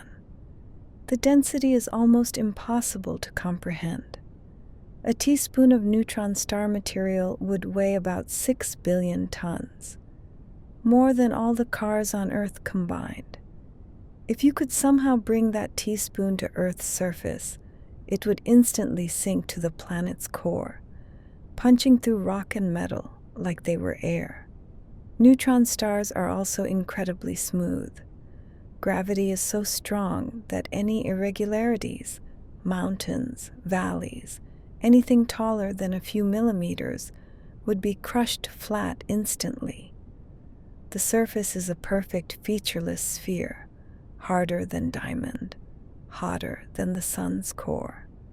And many neutron stars spin hundreds of times per second, rotating so fast that their equators move at a significant fraction of the speed of light. They're remnants, corpses of stars, but they're far from dead. Neutron stars are some of the most extreme objects in the universe, laboratories of physics at densities we can never replicate on Earth. Not all stars burn steadily. Some are variable, their brightness changing over time in predictable patterns. Among the most regular are Cepheid variables, stars that pulsate, expanding and contracting with rhythms measured in days or weeks. The pulsation isn't subtle. These stars can change in size by millions of miles, swelling and shrinking as internal pressure and gravity battle for dominance. When the star is compressed, it heats up and brightens. As it expands, it cools and dims. The cycle repeats endlessly, a cosmic heartbeat visible across vast distances. Astronomers love Cepheid variables because their pulsation period is directly related to their intrinsic brightness. Measure how fast a Cepheid pulsates, and you can calculate how bright it actually is. Compare that to how bright it appears from Earth, and you can determine its distance. This relationship, discovered by Henrietta Leavitt in the early 1900s, became one of the first reliable methods for measuring cosmic distances, helping us understand the true scale of the universe. So these pulsating stars aren't just beautiful, they're useful, cosmic lighthouses whose regular flashing tells us how far away they are, helping us map the geography of space itself. We think of stars as solitary objects, each one ruling its own system of planets and space. But that's not typical. Most stars have companions, other stars gravitationally bound to them, orbiting their common center of mass in cosmic dances that can last billions of years. Binary systems come in many varieties. Some stars orbit so close they nearly touch, exchanging material, distorting each other's shapes. Others are separated by light years, their orbital periods measured in centuries or millennia. Some binaries are equal partners, both stars similar in size and brightness. Others are mismatched pairs, a massive bright star accompanied by a dim red dwarf. If Earth orbited in a binary system, if the Sun had a companion star, our sky would be dramatically different. We might have two shadows, double sunsets, nights that weren't fully dark because the second sun was still above the horizon. Science fiction often depicts such worlds, but we've now discovered that planets in binary systems actually exist. Worlds with two suns, just like Tatooine, proving that the universe's imagination matches our own. Our sun is unusual in its solitude, though it might have had siblings long ago. We're orbiting a lone star, a cosmic introvert, content to burn alone. Time and distance are intertwined in space. When we look at distant objects, we're seeing them as they were in the past. The farther away they are, the older the light. For the most distant, stars and galaxies, the light has been traveling for billions of years, crossing a universe that was smaller, younger, stranger than it is today. Some of the light reaching our telescopes tonight left its source more than 13 billion years ago, when the universe was less than 1 billion years old. Back then, Earth didn't exist. Our solar system hadn't formed. The matter that would eventually become our planet was scattered across interstellar space, part of nebulae that wouldn't collapse into stars and planets for billions of years. That ancient light traveled through the expanding universe, witnessed the formation of countless galaxies and stars, passed through regions of space where entire stellar generations were born and died. And now, finally, after a journey longer than Earth's entire existence, those photons arrive here, entering our telescopes, captured by sensors, transformed into images we can study. We're seeing a universe that no longer exists in that form. Those distant galaxies have evolved, changed, perhaps even merged with others. But their light, their ancient light, is still arriving, bringing news from an era before our world began. The universe began simple, just hydrogen and helium, the lightest elements, created in the Big Bang's first few minutes. Everything else, carbon, oxygen, iron, gold, every element heavier than helium, was made inside stars. Stars are fusion reactors. In their cores, hydrogen nuclei slam together with such force that they merge, forming helium and releasing energy. Larger stars can fuse helium into carbon, carbon into oxygen, oxygen into silicon, building up heavier elements step by step. But fusion stops at iron. Fusing anything heavier requires more energy than it releases. When massive stars explode as supernovae, that's when the heaviest elements are made. The explosion's energy drives fusion reactions that create everything from iron to uranium, synthesizing in seconds what normal stellar burning could never produce. The blast scatters these elements across space, seeding the cosmos with chemical diversity. Those scattered elements eventually become part of new nebulae, which collapse to form new stars and planets. Earth is made of this recycled material, stardust, literally.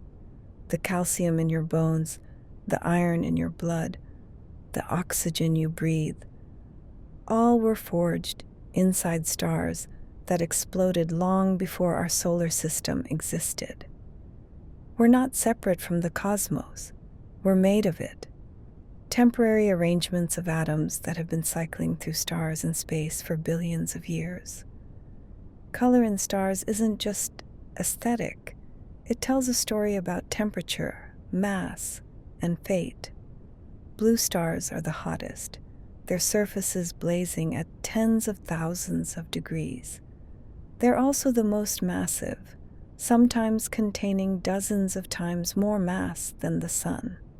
All that mass means powerful gravity, crushing the core, driving fusion at ferocious rates. Blue stars live fast.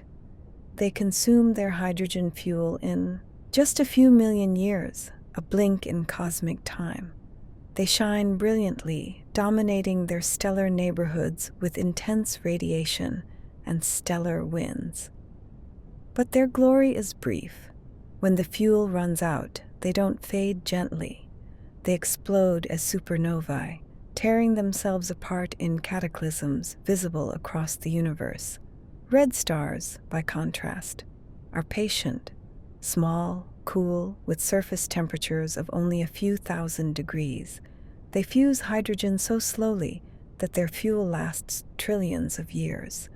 They're dim. Some red dwarfs produce less than 1,000th of the sun's light, but they're survivors. Long after blue giants have destroyed themselves, red dwarfs will still be glowing. The last embers in a universe that's slowly running out of fuel for new stars. It's a cosmic irony. The brightest flames are always the briefest. Intensity and longevity rarely coexist in stars or perhaps anywhere else. When stars like our sun exhaust their hydrogen fuel, they don't explode. They don't have enough mass for that dramatic ending. Instead, they swell into red giants, fusing helium and heavier elements for a time, then gently shed their outer layers into space, creating beautiful planetary nebulae. What remains is the core, a white dwarf. White dwarfs are strange objects. They're about the size of Earth but contain roughly the sun's mass, making them incredibly dense, about 1,000,000 times denser than water. A sugar cube volume of white dwarf material would weigh as much as a car. They're hot when they first form, glowing white or blue from leftover heat, but they're no longer fusing elements. They're just cooling, radiating away their stored thermal energy into space, and they cool slowly. With no internal heat source, no fusion to replenish lost energy, white dwarfs rely entirely on their residual heat. It takes billions of years for them to fade from white to red to brown to black. The universe isn't old enough for any white dwarf to have completely cooled. Every white dwarf that's ever formed is still glowing at least faintly. Eventually, our sun will become one. In about 5 billion years, after swelling to engulf the inner planets, it will collapse into a white dwarf roughly the size of Earth, glowing faintly, slowly cooling over timescales longer than the current age of the universe. The death of a massive star is one of the universe's most violent events. When a star with more than about 8 times the sun's mass exhausts its fuel, fusion stops. For the first time in millions of years, there's nothing to hold the star up against its own gravity. The core collapses in less than a second, compressing matter to nuclear densities. Then it rebounds. The collapse halts suddenly when the core becomes incompressible and the infalling material bounces back, generating a shock wave that tears through the star's outer layers. The explosion, a supernova, releases more energy in a few seconds than the star emitted during its entire life. For a brief time, the supernova can outshine the billions of stars in its host galaxy combined, visible across millions of light years. These explosions are crucial for cosmic evolution. They create and scatter heavy elements, enriching space with the chemical building blocks for planets and life. They trigger the formation of new stars by compressing nearby gas clouds. They leave behind neutron stars or black holes, the universe's most extreme objects. Supernovae are rare. A typical galaxy might see one every century or so, but when they happen, they're cosmic announcements, brilliant flares that say, "Here a star has died," and in dying, it has changed everything around it. There's a fuzzy boundary between planets and stars, and brown dwarfs occupy that uncertain territory. They form like stars, condensing from collapsing clouds of gas, but they never gather enough mass to ignite sustained hydrogen fusion, the defining characteristic of true stars. Brown dwarfs are typically between 13 and 80 times Jupiter's mass. Below 13 Jupiter masses, you have a planet. Above 80, you have a red dwarf star. In between, you have brown dwarfs, objects that glow dimly from leftover heat of formation, and in some cases from brief deuterium fusion in their cores, but never achieve the sustained burning that defines stellar life. They're hard to find because they're so dim. Most emit primarily in infrared wavelengths, invisible to our eyes and to optical telescopes, but infrared surveys have revealed hundreds of them, wandering through the galaxy alone or orbiting other stars as companions. The term failed star feels unfair, as if brown dwarfs tried and didn't make it. But they're not failures. They're simply a different outcome of the same process that makes stars. They're quiet, glowing gently in the darkness, neither planet nor star but something in between, reminders that nature doesn't always fit into our categories. The sun is gradually disappearing. Every second, it converts about 4 million tons of matter into pure energy through fusion reactions in its core. That's the mass of about 25 Empire State Buildings, transformed from matter to light and heat, streaming outward into space. Einstein's equation, E equals mc2, describes this transformation. Mass times the speed of light squared equals energy. A little bit of mass makes an enormous amount of energy because the speed of light is such a large number. This sounds alarming, but the sun is massive. About 2 billion tons total. Losing 4 million tons per second seems significant until you realize the sun has been doing this for 4.6 billion years and will continue for another 5 billion years before running out of hydrogen fuel. It's like removing grains of sand from a beach. Each loss is real, but the beach remains essentially unchanged. Every photon of sunlight, every bit of warmth you feel, represents a tiny piece of the sun's mass converted to energy. The light falling on your face carries the substance of our star, matter transformed into radiation, traveling 93 million miles to reach you. In a very real sense, the sun is giving itself to keep us alive, diminishing slowly over billions of years so that we might have light and warmth. Our galaxy is vast, a spiral disk of stars, gas, and dust about 105,700 light-years across. Somewhere between 100 and 400 billion stars orbit the galactic center, each one a sun, many with their own planets. The sheer number is difficult to grasp.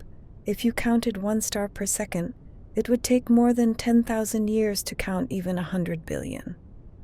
But despite all those stars, the galaxy is mostly emptiness.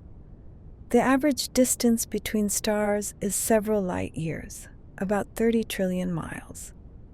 If you scaled the solar system down so the sun was the size of a grapefruit, the nearest star would still be about 2,500 miles away. Stars are islands in an ocean of darkness, separated by distances so vast that collisions are extraordinarily rare. This emptiness means that when galaxies collide, and they do, the stars almost never hit each other. They pass through like two clouds of gnats interpenetrating, their paths altered by gravity, but rarely involving actual impact. The space between stars is simply too large, the stars themselves too small as targets. We live in a galaxy filled with hundreds of billions of suns, and yet isolation is the norm, not the exception. The Andromeda Galaxy is our nearest large galactic neighbor, about 2.5 million light-years away.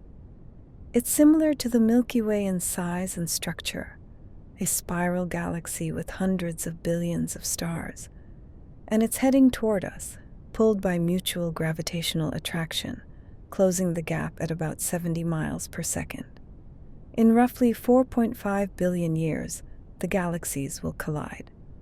It sounds catastrophic, but remember, galaxies are mostly empty space. When they meet, the stars will pass through each other like ghosts.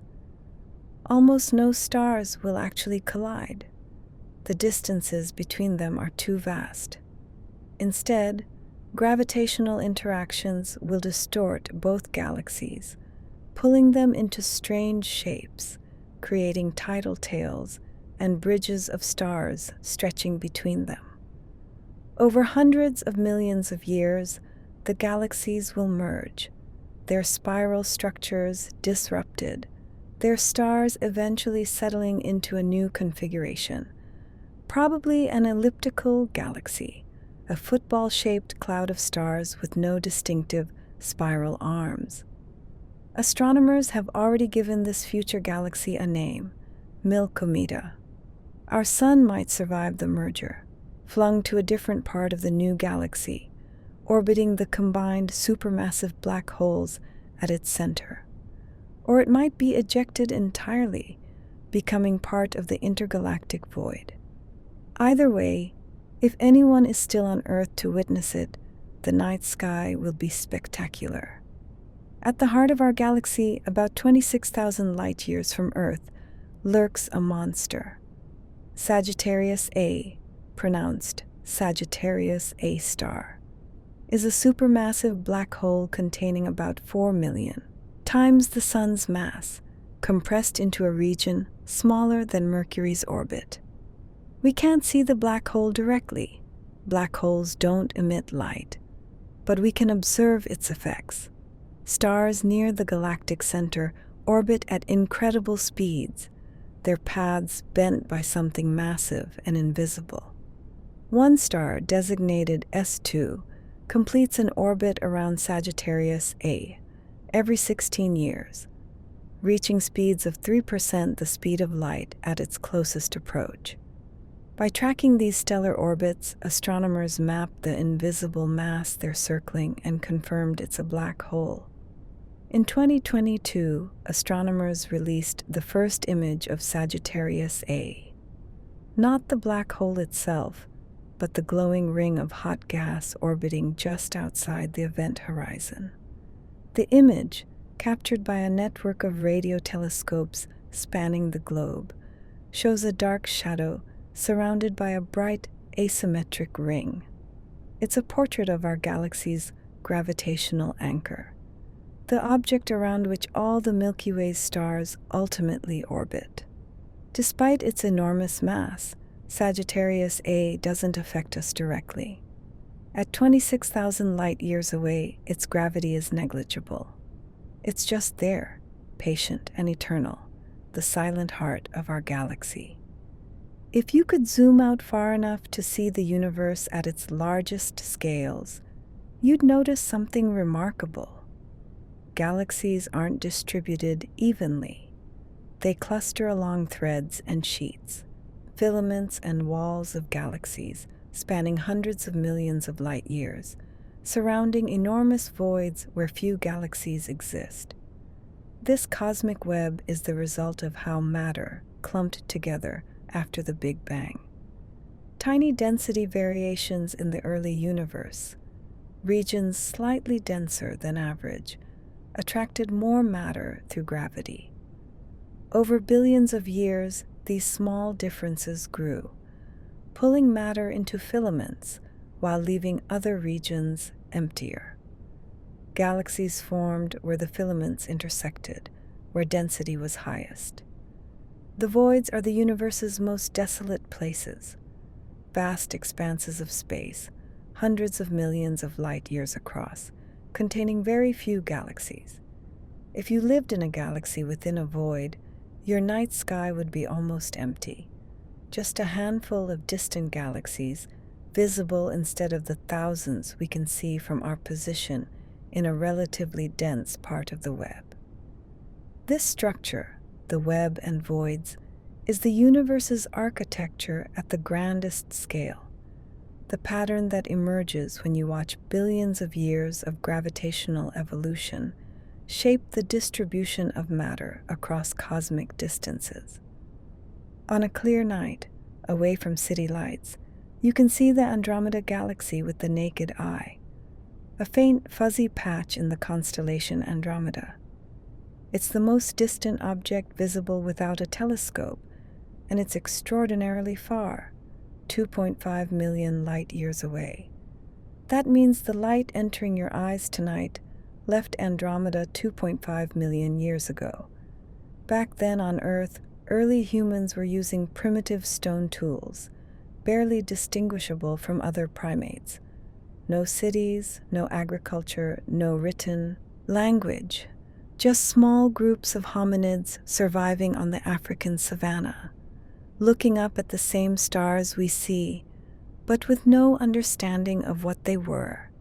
That light has been traveling ever since, crossing the void between galaxies, moving through expanding space, witnessing nothing, just the patient journey across darkness. And tonight, after all that time, it arrives here, enters your eye, strikes your retina, and you see Andromeda not as it is now, but as it was in that ancient past. Everything we see in the night sky is historical. The present is forever out of reach, hidden behind the speed of light's limit. We live in the now, but perceive only the then, assembling our understanding of the universe from ancient messages still arriving, still telling us stories from times we can never visit. It's one of astronomy's most intriguing patterns.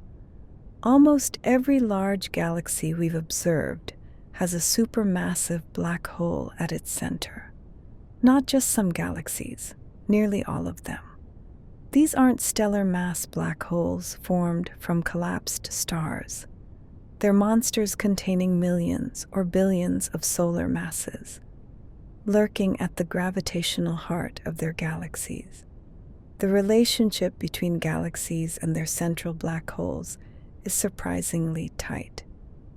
The black hole's mass correlates with properties of the galaxy itself, specifically with the mass of the galaxy's central bulge of stars. Bigger bulge, bigger black hole. This suggests they grew together somehow, their evolution intertwined in ways we're still piecing together. Did the black holes form first, their gravity helping to gather the gas that became galaxies? Or did galaxies form first, funneling matter inward until black holes accumulated at the center? The answer might be both, a feedback loop where black holes and galaxies shaped each other over billions of years. When black holes feed, they emit powerful radiation and jets that can heat surrounding gas, regulating star formation in the galaxy. They're not just passengers, they're active participants in galactic evolution. It's as if galaxies and supermassive black holes are two parts of the same system, neither complete without the other, their fates bound together since the early universe. Galaxies come in all sizes, from cosmic villages to sprawling metropolises. Dwarf galaxies are the smallest, irregular, faint collections containing anywhere from a few thousand to a few billion stars. They're common, outnumbering larger galaxies, but they're so dim that many remain undiscovered, hiding in the darkness like forgotten towns on a map. At the other extreme are giant elliptical galaxies, enormous football-shaped clouds of stars that can contain 100 trillion stars or more.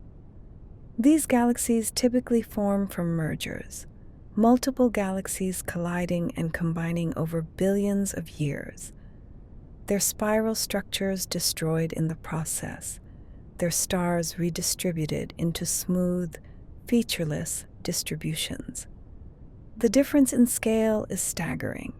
A dwarf galaxy with 1,000 stars could fit inside a giant elliptical millions of times over.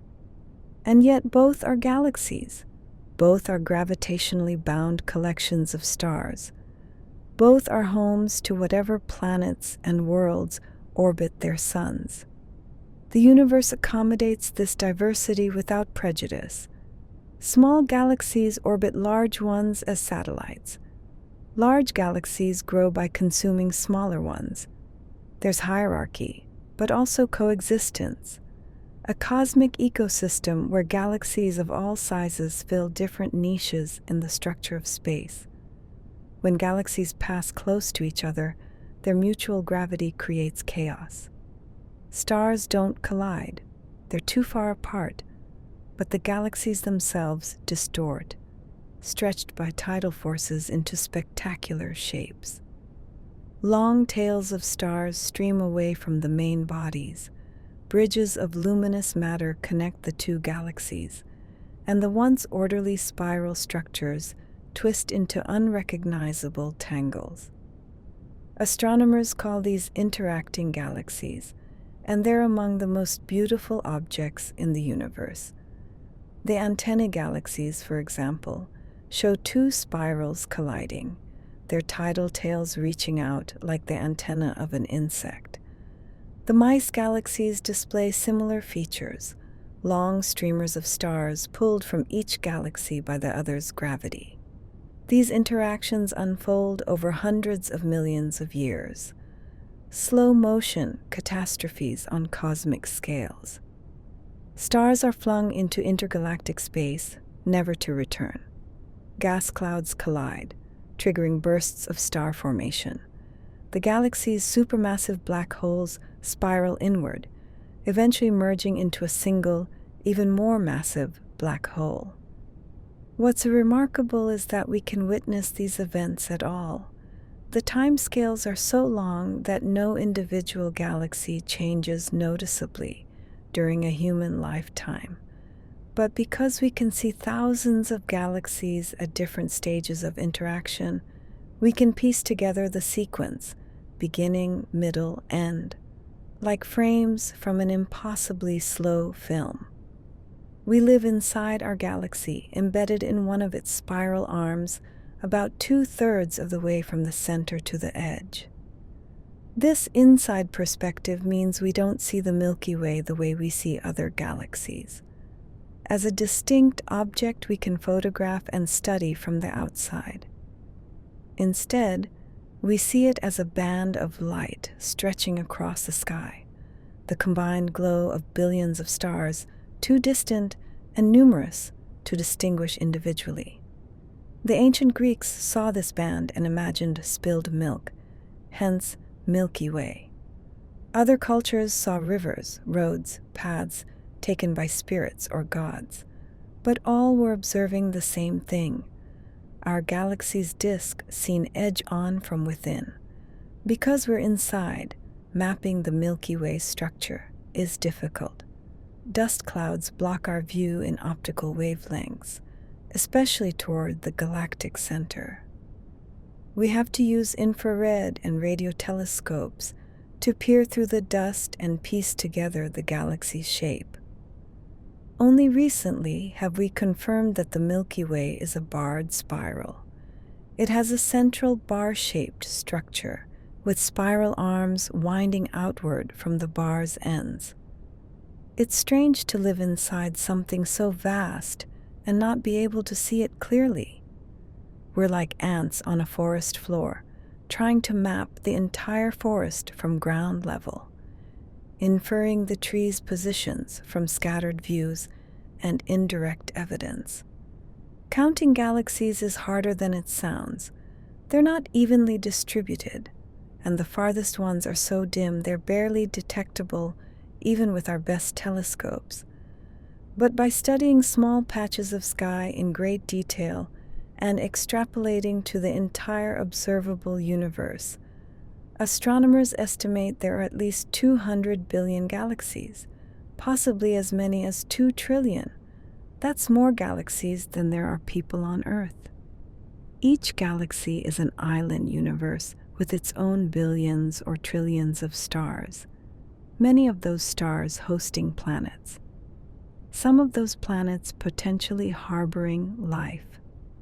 The numbers become almost meaningless because they're so large, but they point to something profound. The universe is abundant beyond our capacity to comprehend it. And this is just the observable universe, the portion we can see because light has had time to reach us.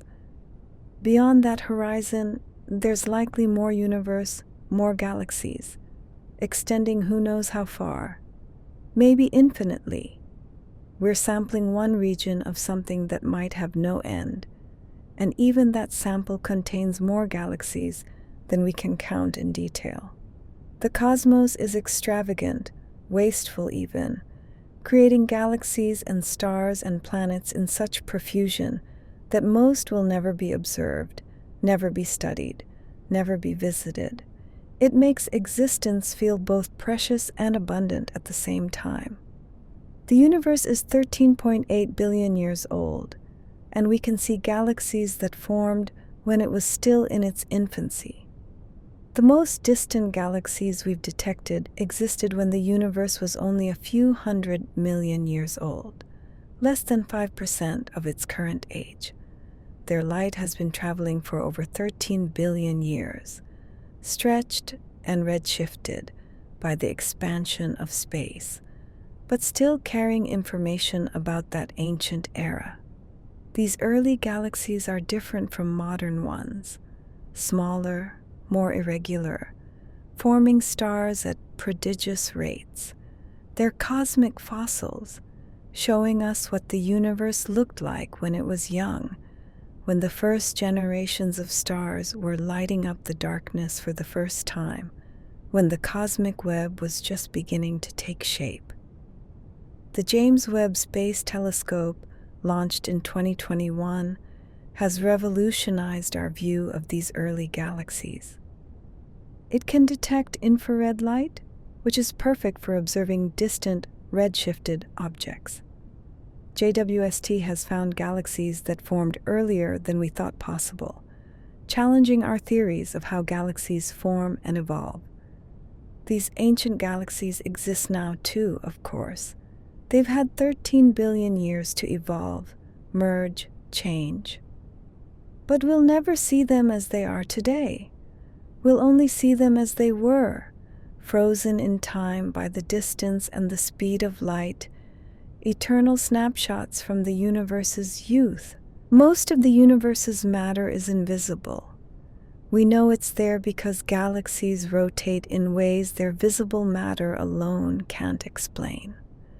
Stars at the edges of galaxies orbit just as fast as stars near the center, which shouldn't happen unless there's additional mass we can't see, a halo of dark matter surrounding and permeating the galaxy.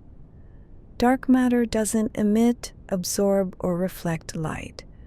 It doesn't interact with electromagnetic radiation at all, which makes it invisible to telescopes.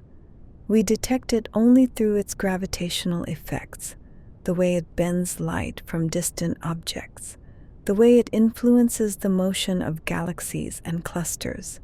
What is it? We don't know. It's not made of atoms. If it were, we'd see it. The leading theory is that it's composed of exotic particles that interact only through gravity, particles we haven't discovered yet, despite extensive searches. It might be WIMPs, weakly interacting massive particles, or axions, or something we haven't imagined. Experiments deep underground and at particle accelerators are searching, but so far, dark matter remains mysterious. It's humbling. We've cataloged stars and galaxies, mapped the cosmos, sent probes to other worlds, and yet 85% of the matter in the universe is completely unknown to us. We're surrounded by it, embedded in it, and we have no idea what it is. Spiral arms look permanent, like the arms are solid structures rotating around the galaxy's center.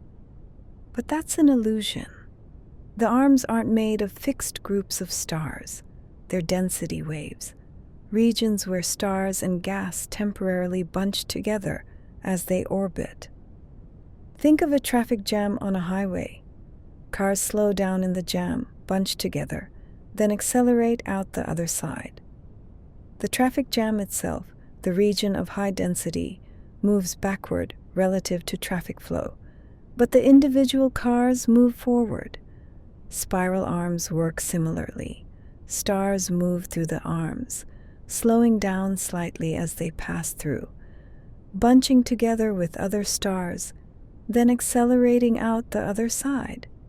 The arm itself persists, but it's made of different stars at different times. This explains why spiral arms are often sites of star formation.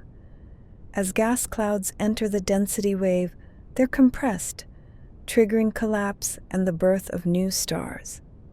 These massive, bright stars illuminate the arms, making them visible. But those stars are short-lived. They explode as supernovae before they exit the arm. The arm looks permanent, but it's constantly refreshed with new stars while old ones fade. Spiral structure is one of nature's most elegant patterns. A wave moving through a disk of stars, organizing without being a thing itself, persisting without permanence.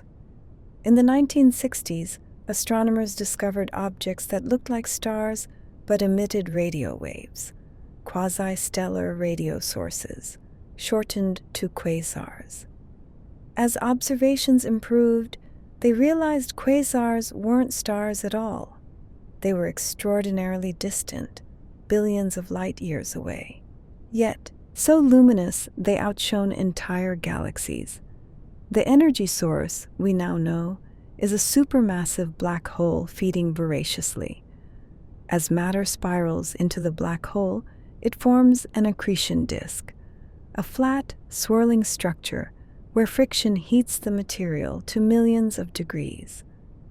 The disk glows brilliantly across the electromagnetic spectrum, and powerful jets of particles and radiation shoot from the black hole's poles at nearly the speed of light. A single quasar can emit more light than 100 galaxies. The brightest ones are visible across most of the observable universe, beacons announcing the presence of actively feeding black holes.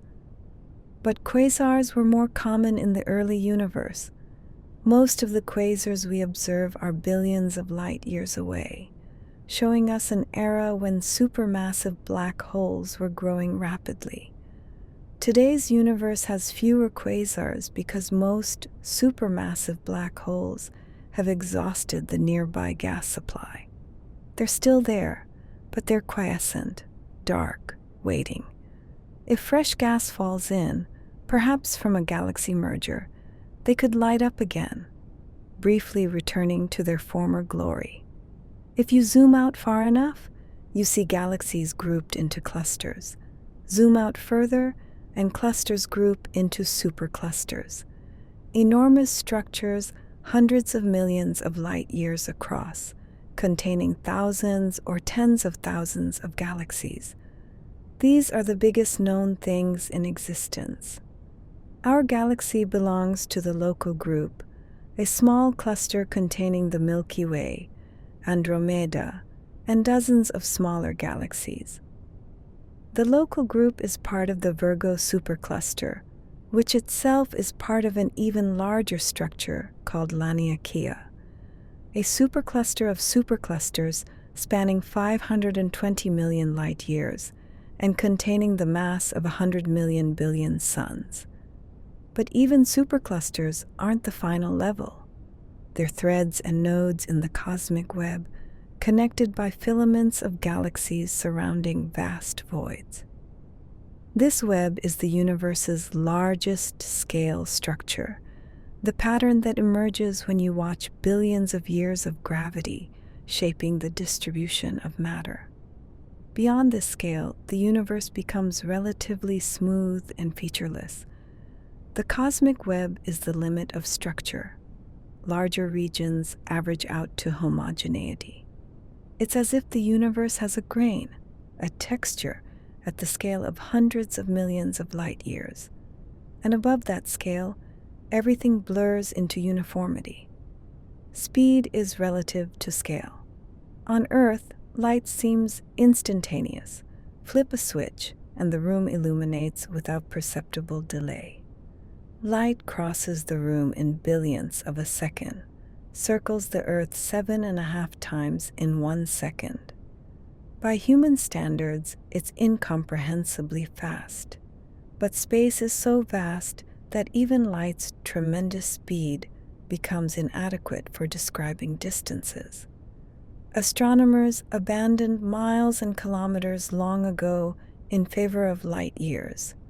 The distance light travels in 1 year. That's about 6 trillion miles, a number that's easier to say than to comprehend. The nearest star beyond the Sun is 4.24 light years away. The center of our galaxy, 26,000 light years.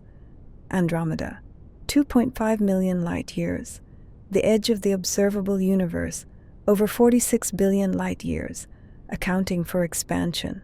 These distances make light seem slow, make its speed feel like a crawl across cosmic scales. And yet, nothing moves faster. Light sets the speed limit for the universe. Information cannot propagate faster than light. Cause and effect are bound by it. This creates the universe's fundamental structure, a fabric of space-time where distance and time are intertwined, where far away and long ago become synonymous. Here's a puzzle. If the universe is 13.8 billion years old, and light has been traveling that whole time, shouldn't the observable universe be only 13.8 billion light years across? Maybe 27.6 billion if you account for light traveling in all directions from us? But the observable universe is about 93 billion light years in diameter, more than 3 times larger than you'd expect. This isn't a mistake or a violation of physics. It's a consequence of expansion. Space itself has been expanding since the Big Bang, and that expansion carries galaxies apart faster than their light travels through space. Imagine a photon emitted from a distant galaxy 13 billion years ago, heading toward us.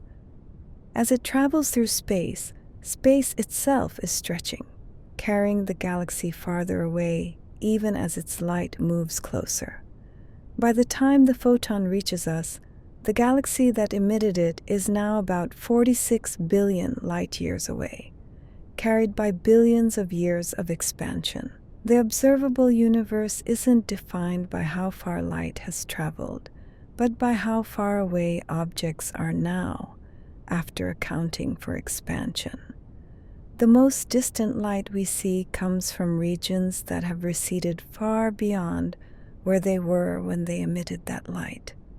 We're seeing ghosts, images from places that are now impossibly far, separated from us by expansion, happening faster than light can cross it. Einstein's relativity tells us something strange about light speed travel. From a photon's perspective, time doesn't pass.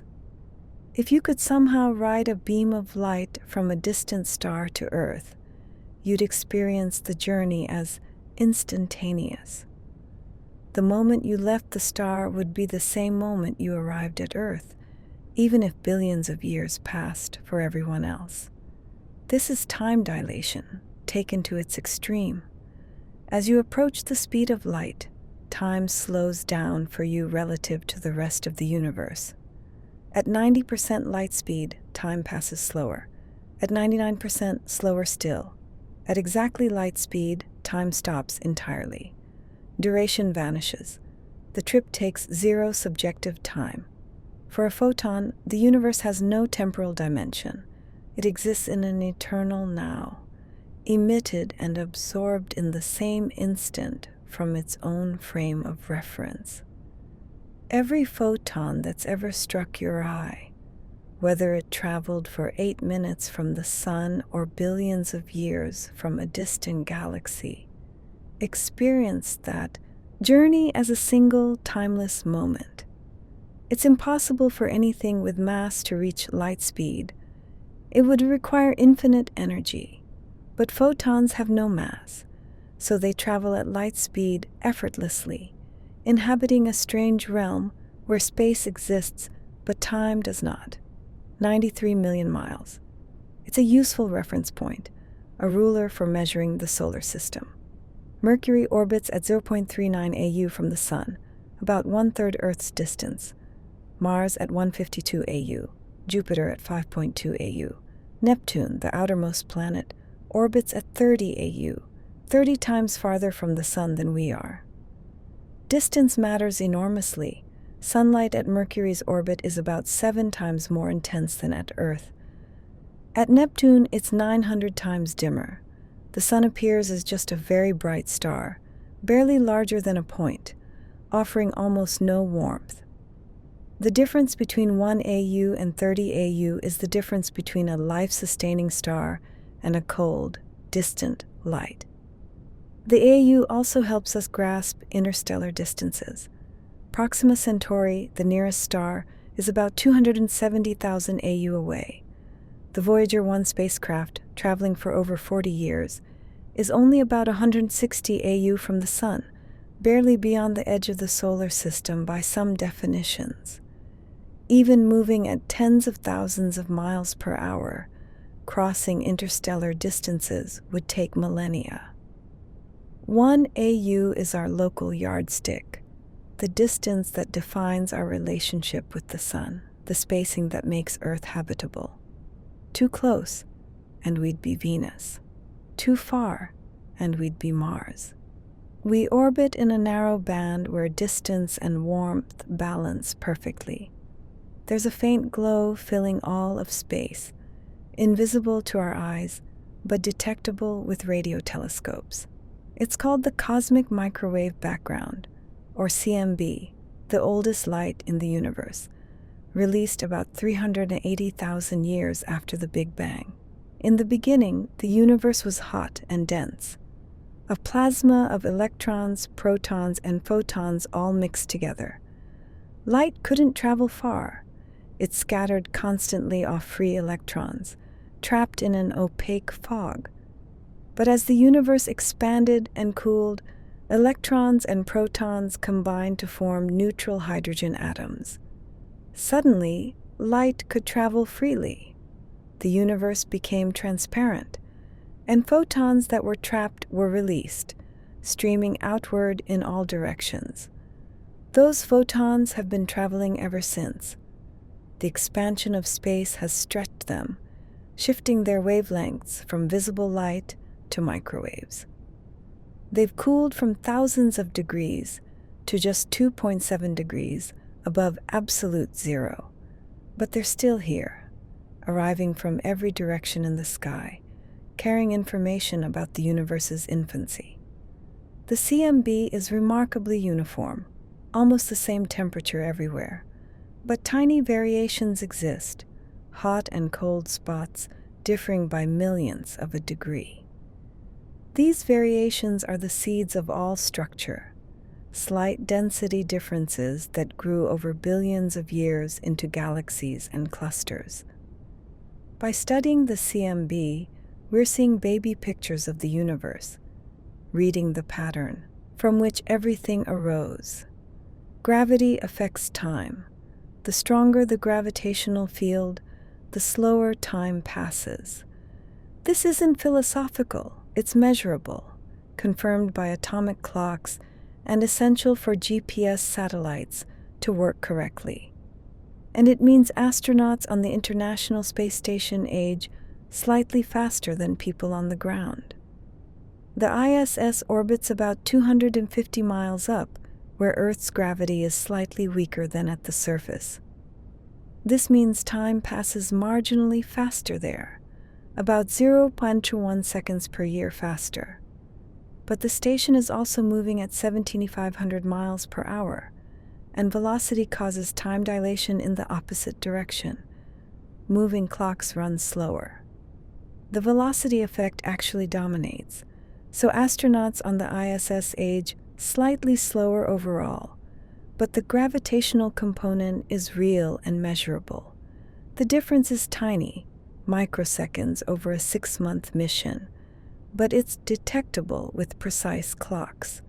And for stronger gravitational fields, the effect becomes dramatic. Near a black hole's event horizon, time dilation becomes extreme. An observer far away might watch someone falling toward a black hole appear to freeze, their movements slowing asymptotically as they approach the horizon, time itself grinding toward a halt. Time isn't universal or absolute. It's flexible, influenced by gravity and motion, different for different observers. There's no single cosmic clock ticking away. There are only local clocks, each experiencing time at their own rate. Hubble launched in 1990, and for more than 3 decades, it's been our window to the deep universe.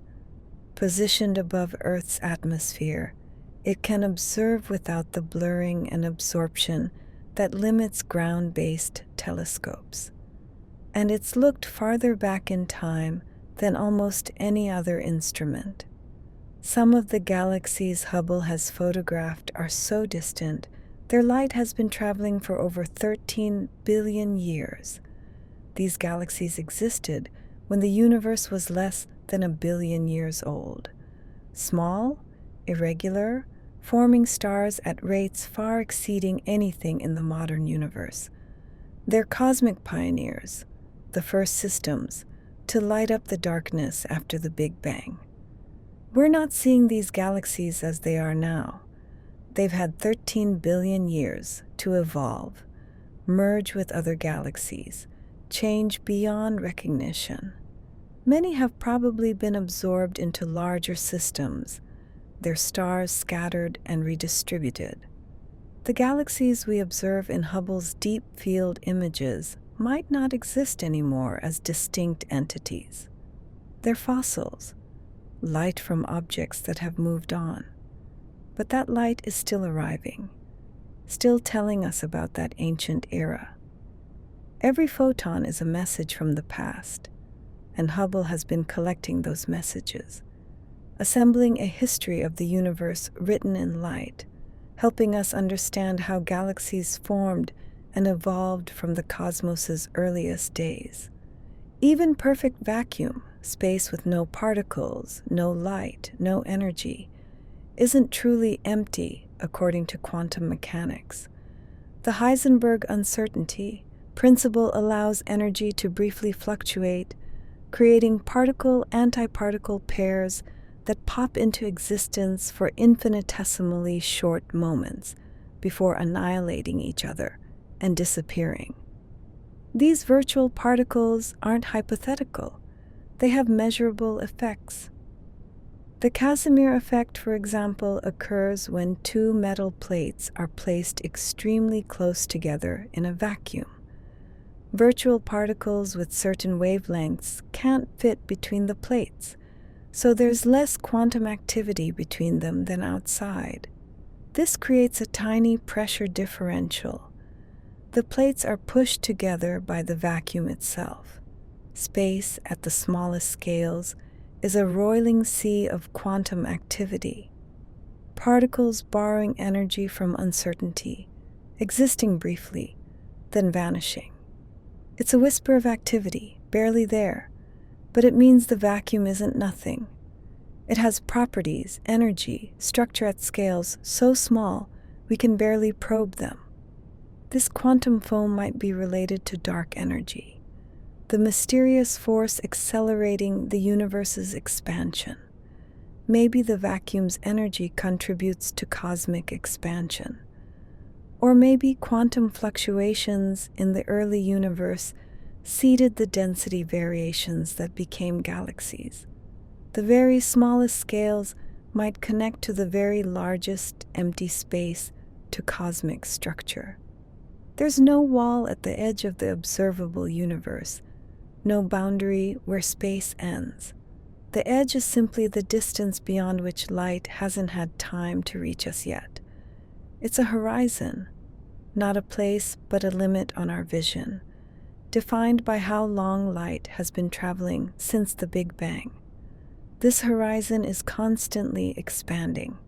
Every second, light from slightly more distant regions reaches us for the first time, revealing structures that were previously beyond our observational reach. The universe we can see is growing, not because space is being created, but because more of it is becoming visible as light from farther away arrives. Beyond the observable universe, there's almost certainly more universe, more galaxies, more stars, more structure extending possibly forever.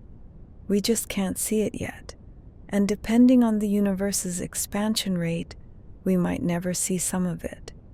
If regions are receding faster than light travels through space, their light will never reach us. They exist but are forever unobservable, beyond a cosmic horizon we can never cross. The universe might be infinite, but we're limited to a finite bubble of visibility. Everything beyond that bubble is speculation, extrapolation, regions that exist, or might exist, but remain forever hidden from direct observation. Scale models help us grasp the solar system's vastness. Imagine shrinking the sun to the size of a grapefruit, about 4 inches across. Earth would be a pinhead, a tiny seed barely 1/20th of an inch in diameter, sitting 26 feet away. You could hold the sun in your hand and need to walk across a large room to find Earth. Mars would be another 13 feet beyond Earth, about the size of a small grain of sand. The asteroid belt would be scattered gravel, stretching another 30 feet or so. Then comes Jupiter, a large marble about 135 feet from the grapefruit sun, the first object in the model large enough to really notice. Saturn, with its spectacular rings, would be another football field away. Uranus and Neptune would require walking a quarter mile or more from the grapefruit sun. And Pluto, poor, demoted Pluto, would be a bacterium-sized speck half a mile away, barely visible even if you knew exactly where to look. This is our solar system. A grapefruit, some seeds and marbles, scattered across distances that would require a long walk to traverse. And even this scaled model doesn't capture the emptiness adequately. The nearest star, another grapefruit, would be 2,500 miles away. Scale models help, but they can only take us so far before the numbers become meaningless again, swallowed by distances too large to comfortably visualize. The universe isn't just expanding, it's expanding faster over time. This was discovered in the late 1990s when astronomers studied distant supernovae and found they were farther away than expected, dimmer than they should be. Something was pushing space apart with increasing force, accelerating the expansion against gravity's pull. We call this mysterious force dark energy, though calling it energy might be misleading. We don't know what it is. It might be a property of space itself, a cosmological constant, energy inherent to the vacuum that becomes more influential as the universe grows and matter spreads out. Or it might be something dynamic, a field permeating space whose strength changes over time. Dark energy makes up about 68% of the universe's total energy content. Dark matter accounts for another 27%, Ordinary matter, atoms, stars, planets, everything we can see and touch is only about 5%. We live in a universe dominated by things we don't understand, forces and substances we can't directly detect except through their gravitational effects. The acceleration means the universe's future is one of increasing isolation. Galaxies beyond our local group will eventually recede so fast that their light can no longer reach us. In trillions of years, observers in our galaxy will see an empty universe, the other galaxies having vanished beyond the cosmic horizon, carried away by dark energy's relentless push. In September 2015, two detectors thousands of miles apart registered a signal, a slight vibration lasting less than a second. The vibration was minuscule, smaller than the width of a proton, but it was real, and it came from space. For the first time, humans had directly detected gravitational waves. Gravitational waves are ripples in the fabric of space-time, caused by accelerating masses. Usually catastrophically violent events like colliding black holes or neutron stars.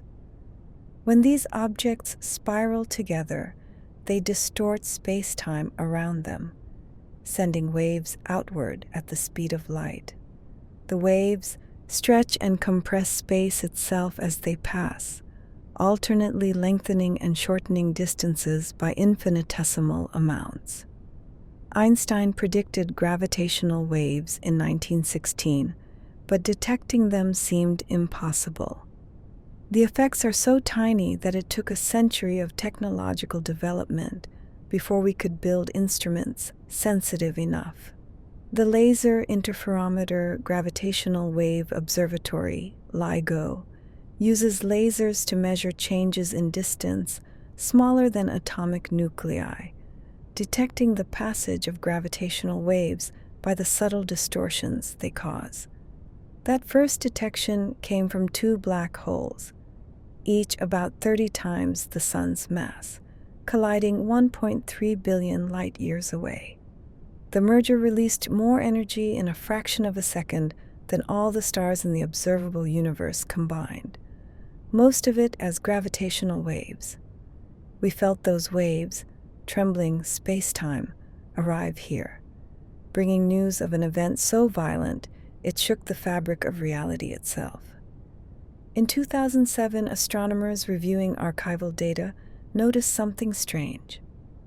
A bright pulse of radio waves lasting only milliseconds, coming from a direction billions of light-years away. It appeared once and never repeated.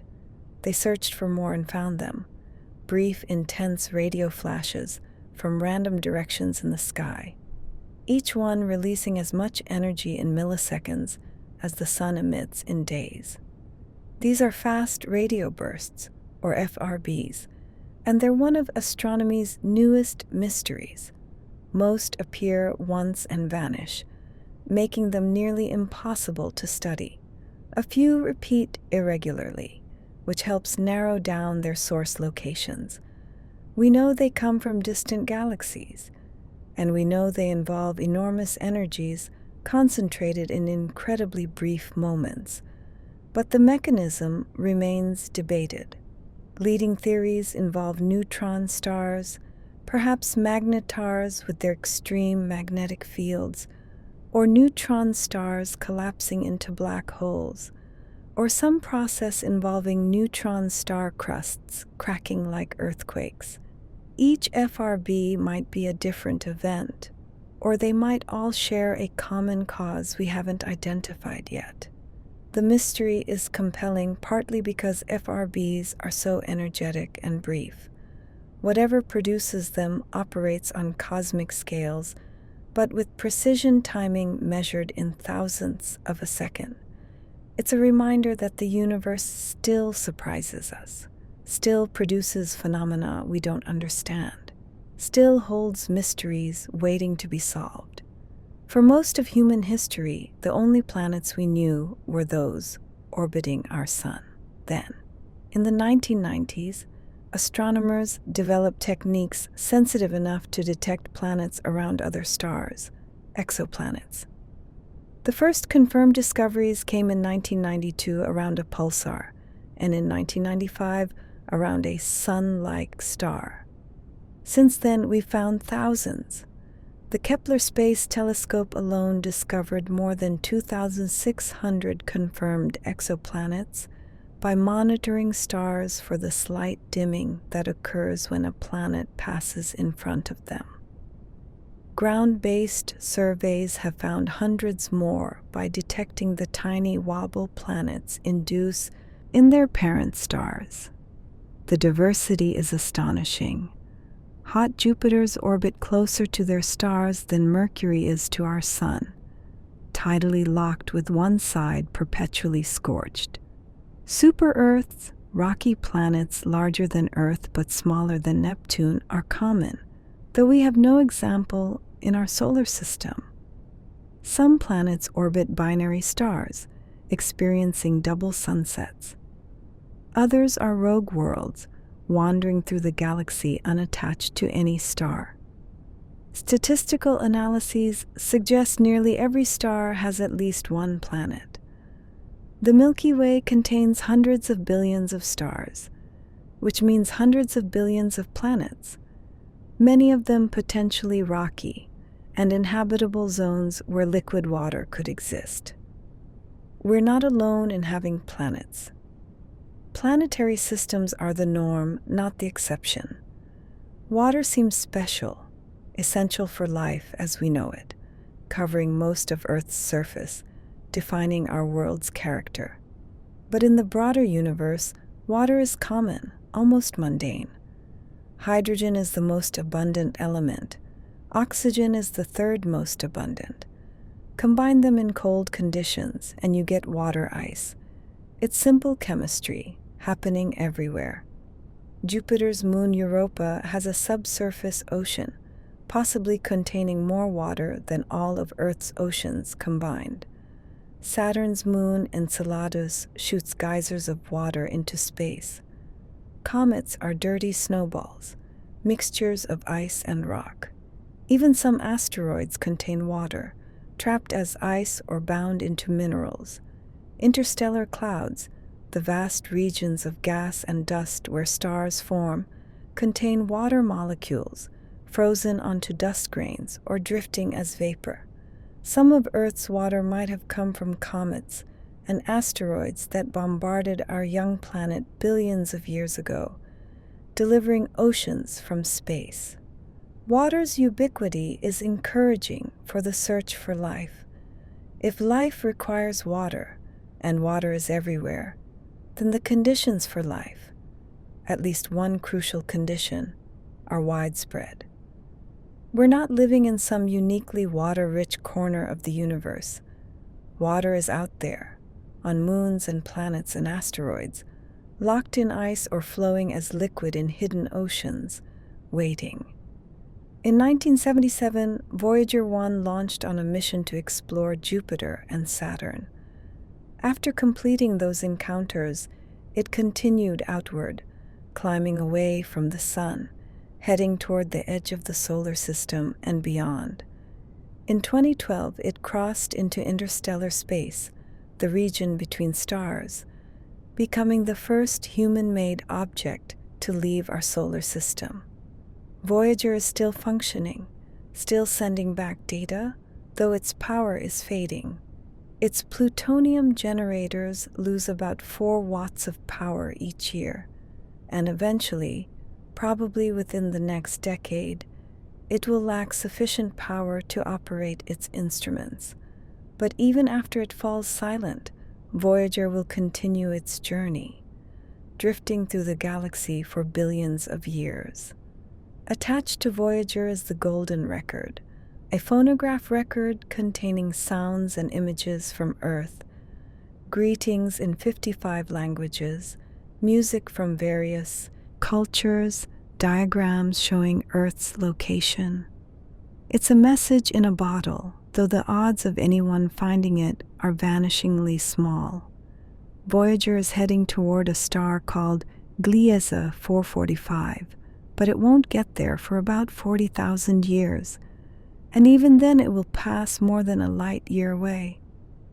Still, the golden record persists, a time capsule, a statement that we were here, that we looked outward and wondered. Long after Earth is gone, Voyager will wander the galaxy, carrying traces of a civilization that briefly existed on a small planet orbiting an ordinary star. Gravity bends light. Einstein predicted this, and it's been confirmed countless times. Light passing near massive objects follows curved paths through space-time. This effect, called gravitational lensing, turns massive objects into natural telescopes. When a massive galaxy cluster sits between us and more distant galaxies, the cluster's gravity bends the background galaxy's light around it, magnifying and distorting their images.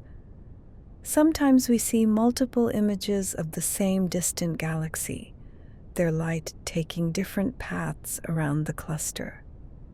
Sometimes the images are stretched into arcs or even complete rings, Einstein rings, encircling the lensing mass. Gravitational lensing lets us see galaxies that would otherwise be too faint or distant to detect. The magnification effectively boosts their brightness, bringing distant objects within reach of our telescopes. It also lets us map dark matter. By studying how light is bent, we can determine the mass distribution of the lensing cluster, including the dark matter we can't see directly. Nature provides these cosmic telescopes for free, scattered throughout the universe wherever massive objects align with more distant ones. By finding and studying these natural lenses, we extend our vision deeper into space and farther back in time, observing objects we couldn't reach with our telescopes alone. Not all planets orbit stars. Some drift through the galaxy alone, rogue planets, ejected from their birth systems by gravitational interactions, or perhaps formed independently in interstellar space. These worlds wander through the darkness, unattached to any star, experiencing no day or night, no seasons, just eternal cold. How many rogue planets exist? We're not sure, but estimates suggest they might outnumber stars. For every star in the galaxy, there might be one or more rogue planets, invisible wanderers between the stellar islands. They're hard to detect because they don't shine. No star to reflect light from, no internal heat source bright enough to see from interstellar distances. Occasionally, we spot them through microlensing. When a rogue planet passes in front of a background star, its gravity briefly magnifies the star's light. These events last hours or days, and they tell us the rogue planet is there, even though we never see it directly. What are these worlds like? Rocky planets would freeze solid, their surfaces colder than anything we experience. Gas giants might retain some internal heat, but they'd be dark, illuminated only by starlight, so faint it might as well be darkness. Some might have moons, and those moons might have subsurface, oceans kept liquid by tidal heating. Life seems unlikely on rogue worlds, but in a galaxy with billions of them, perhaps something finds a way. If you could see dark matter, the universe would look like a vast, three-dimensional spider web. Filaments of dark matter stretch across hundreds of millions of light years, connecting clusters of galaxies surrounding vast empty voids. Galaxies sit where filaments intersect, like cities at highway junctions, their locations determined by the underlying dark matter structure. This cosmic web formed from tiny density variations in the early universe. regions slightly denser than average attracted more matter through gravity, growing over billions of years into filaments and clusters. Dark matter, which doesn't interact with light or normal matter except through gravity, formed this structure first. Normal matter, gas that would become stars and galaxies, followed, falling into the dark matter's gravitational wells. We can't see the dark matter directly, but we can map it through its effects.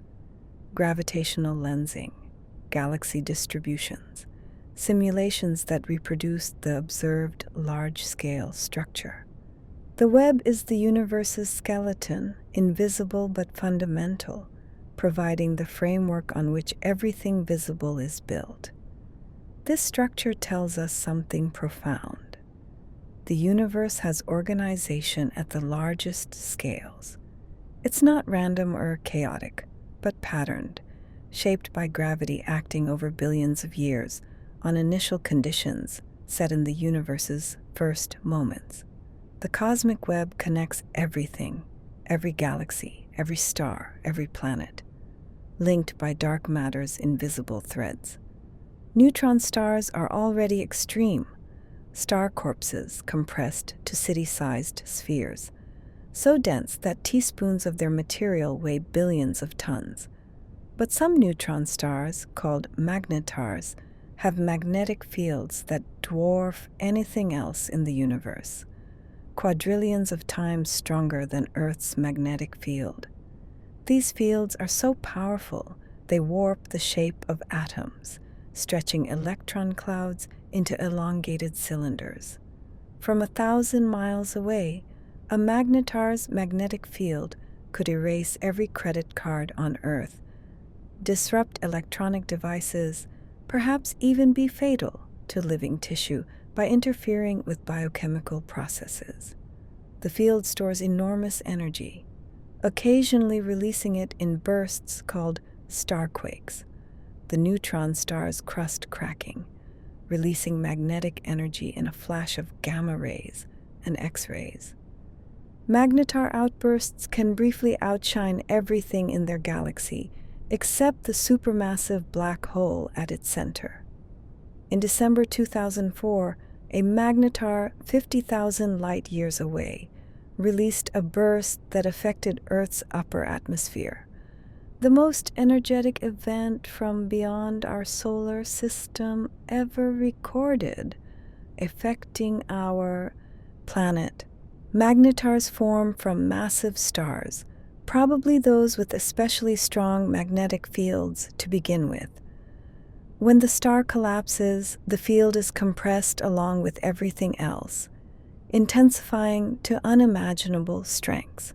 They're rare, only a few dozen confirmed in our galaxy, but they remind us that nature can create conditions far more extreme than anything we can replicate or safely approach. The universe began simple. After the Big Bang, only the lightest elements existed, mostly hydrogen, some helium, traces of lithium, nothing heavier, no carbon for life, no oxygen for water, no iron for planetary cores, no silicon for rocks, just the primordial gas, cooling and spreading as space expanded. The first stars formed from this pristine material, population 3 stars, astronomers call them, though we've never actually observed one.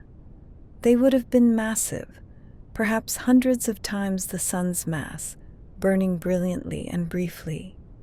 In their cores, they fused hydrogen into helium, helium into carbon, carbon into heavier elements, working their way up the periodic table. When these first stars exploded as supernovae, they scattered their newly created elements into space. The next generation of stars formed from gas enriched with these heavier elements: oxygen, carbon, nitrogen, iron. Each stellar generation added more diversity, more chemical complexity, until the universe contained everything we see in the periodic table. We're living in a mature universe, chemically speaking. Our Sun is a third-generation star at least, formed from gas already enriched by previous stellar cycles. Every atom in your body heavier than hydrogen was created inside stars, some in normal stellar fusion, some in the violent moments of supernova explosions. The universe had to build complexity element by element, star by star, generation by generation, over billions of years. Planetary orbits span an enormous range. In our solar system, Mercury completes an orbit every 88 days, while Neptune takes 165 years. But exoplanets include worlds with far more extreme orbits, hot Jupiters that circle their stars in mere days, skimming so close their atmospheres are scorched and stripped away. WASP 12b, for example, orbits its star every 26 hours. One day on Earth is longer than a full year on WASP 12b. The planet is being destroyed. Its star's gravity is pulling material from the planet's atmosphere, creating a stream of gas flowing from planet to star. In a few million years, WASP 12b will probably be consumed entirely. Other exoplanets orbit so far from their stars that their years span centuries. Some planets in wide binary star systems have orbits lasting thousands of years, receiving barely any warmth from their distant suns. The definition of a year, one complete orbit, varies so wildly that the term almost loses meaning. Time becomes relative in new ways, not just dilation from velocity or gravity, but fundamental differences in how celestial mechanics organize the calendar. On some worlds, you could celebrate multiple birthdays in a single Earth day. On others, civilizations could rise and fall in what constitutes a single orbit. The universe doesn't care about our Earth-based definitions of time. Each world keeps its own schedule. The universe has texture, regions dense with galaxies and regions nearly empty. The Boötes Void, discovered in 1981, is one of the largest known empty regions, a roughly spherical volume about 330 million light-years in diameter, containing only about 60 galaxies. A typical region that size would contain thousands. It's not completely empty. Surveys have found some galaxies there, mostly small and dim, but it's remarkably underpopulated. The void is so large that light takes 330 million years to cross it, meaning we're seeing it as it was when dinosaurs roamed Earth, and even back then it was mostly empty. Why do voids exist? They're natural consequences of how matter clumped after the Big Bang. Regions slightly denser than average attracted more matter, growing into filaments and clusters. Regions slightly less dense lost matter to their denser neighbors, becoming increasingly empty over billions of years. Voids are the complement to structure, the spaces between the cosmic web's threads. What would it be like to live in a void? Your night sky would be nearly empty, just a handful of nearby galaxies visible, and beyond them darkness. You'd see the cosmic web structure edge on, distant walls of galaxies surrounding the void like horizons. You'd know intellectually that galaxies exist, but you'd have very few to study, very little evidence of the universe's true richness. It would be a profoundly isolating existence, cosmologically speaking. Most stars orbit the galactic center at steady speeds, bound by gravity to the Milky Way. But occasionally, astronomers find stars moving at extraordinary velocities, over 1 million miles per hour, fast enough to escape the galaxy's gravitational pull entirely. These are hypervelocity stars, cosmic exiles on one-way trips to intergalactic space. How do stars reach such speeds? The leading theory involves close encounters with Sagittarius A, the supermassive black hole at our galaxy's center, binary star systems that wander too close can be disrupted. One star is captured by the black hole, while the other is flung outward like a stone from a sling shale, accelerated to tremendous velocities by the gravitational slingshot effect.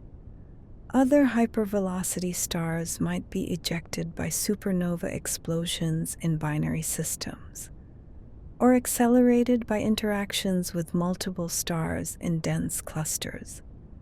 Whatever the mechanism, these stars are leaving the Milky Way permanently.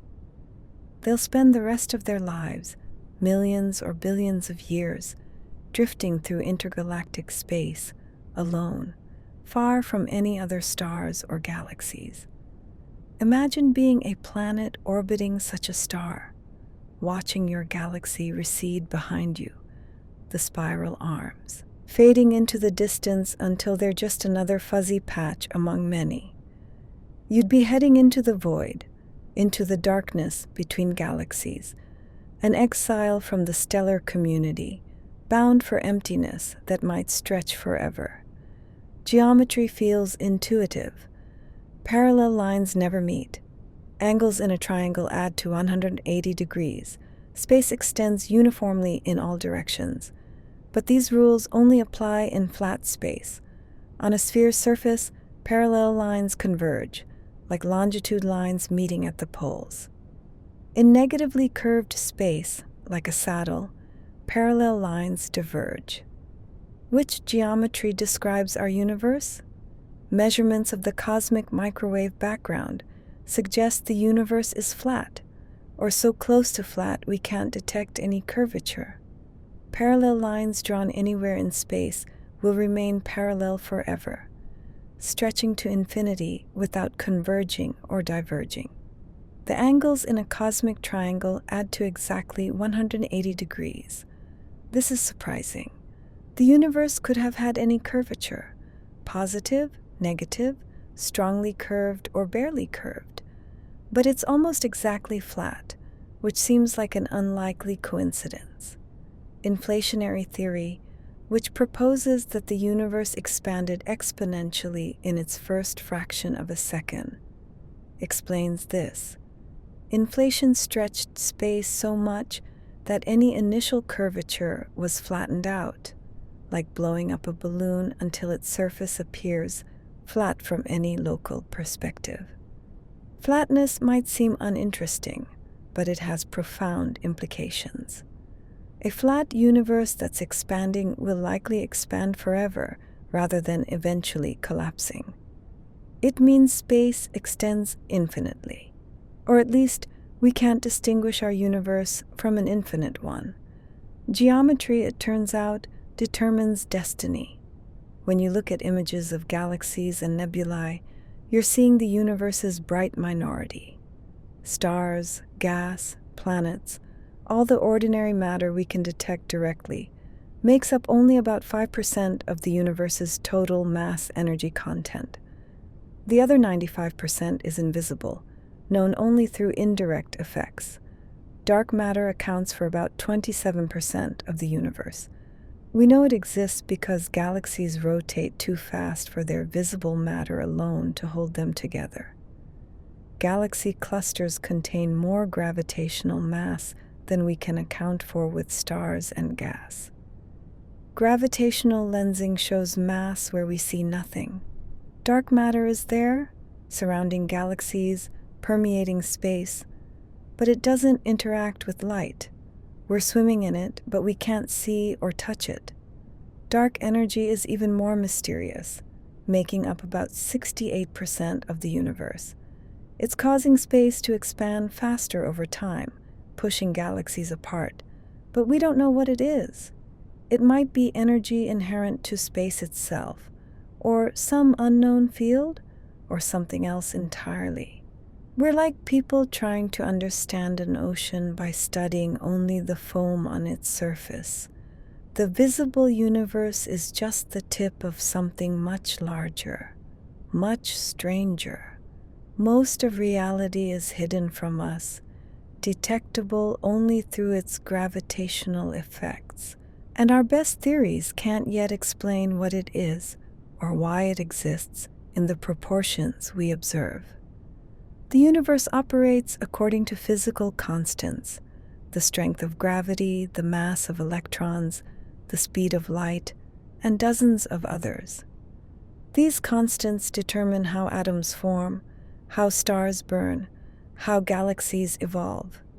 And many of these constants seem finely tuned. Change them even slightly, and the universe would be dramatically different, perhaps unable to support complex structures or life. If gravity were slightly stronger, stars would burn out too quickly for life to evolve.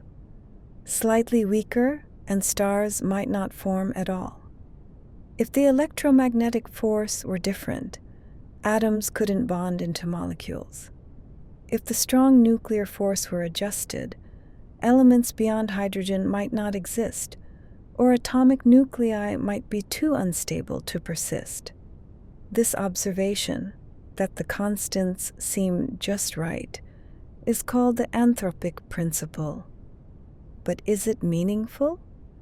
Maybe we only exist in this universe because these constants allowed us to exist, and we shouldn't be surprised to find ourselves in a universe compatible with our existence.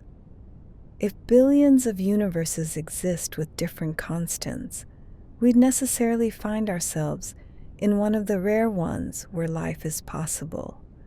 Or maybe there's something deeper, some underlying reason why these constants have the values they do. We don't know. The fine-tuning might be coincidence, necessity, selection effect, or something we haven't imagined. It's a question sitting at the boundary between physics and philosophy, where science touches mystery. What if our universe isn't unique? Some interpretations of physics suggest the Big Bang might not be a singular event, but something that happens constantly, creating new universes with different properties, different physical laws, different constants. String theory, for example, allows for something like 10,500 different possible universes, each with different physics. Eternal inflation suggests space is constantly inflating somewhere, budding off new universes in an endless process. Quantum mechanics, under some interpretations, creates new universes every time a quantum measurement occurs, branching reality into parallel timelines.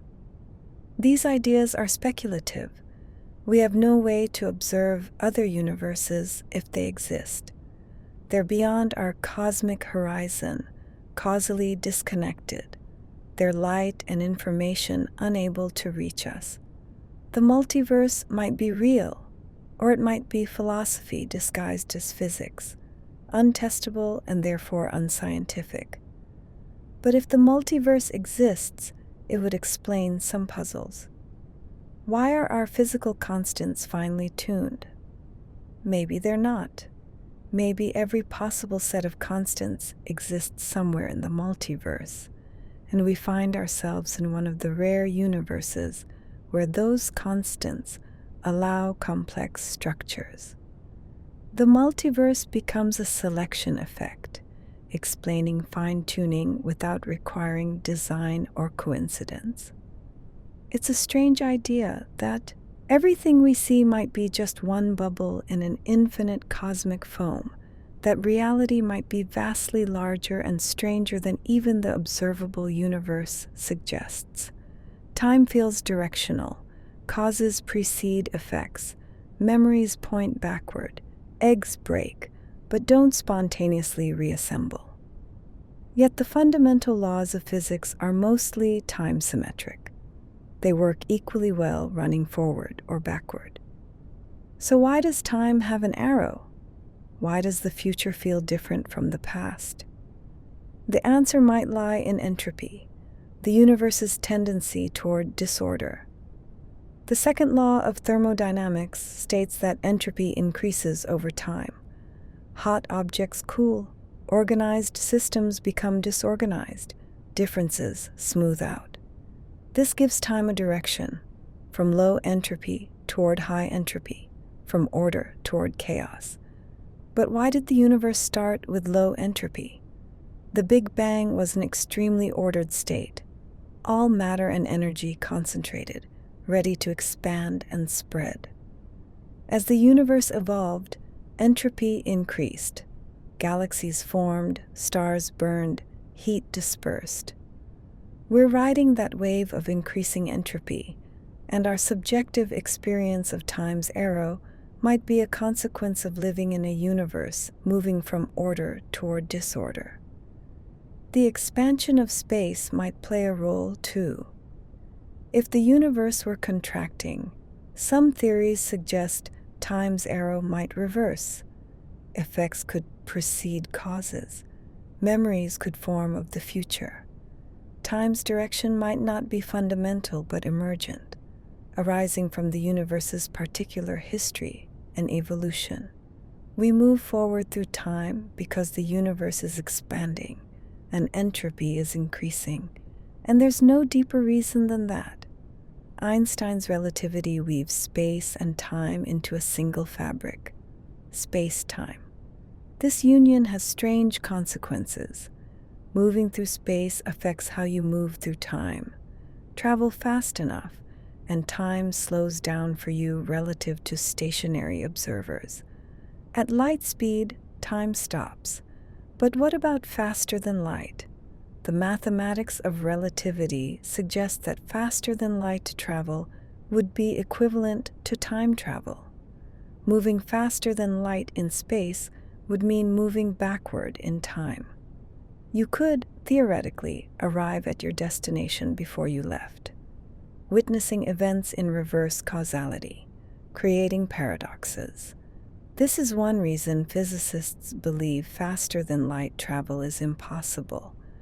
It would violate causality, creating situations where effects precede causes, where you could theoretically prevent your own departure. The universe seems to have a cosmic speed limit, not just for practical reasons, but to preserve cause and effect. There are theoretical workarounds, wormholes, warp drives, exotic solutions to Einstein's equations that might allow faster than light travel without violating causality. But these require exotic matter with negative energy density, which might not exist. For now, light speed remains the limit, a barrier protecting causality, ensuring that time flows in one direction and causes precede effects. The universe enforces its speed limit strictly, and maybe that's necessary for reality to remain coherent. It's natural to ask, where's the center of the universe? Where did the Big Bang happen? The answer is both everywhere and nowhere. The Big Bang didn't occur at a point in space that we could travel to. It happened throughout all of space simultaneously. Every point in the universe was once part of that initial hot, dense state, and every point has been expanding away from every other point ever since. Imagine baking raisin bread. As the dough rises, every raisin moves away from every other raisin. Ask any raisin where the center of expansion is, and from its perspective, it looks like all the other raisins are moving away from it. Every raisin is equally valid as the center. There's no privileged position. The universe works the same way.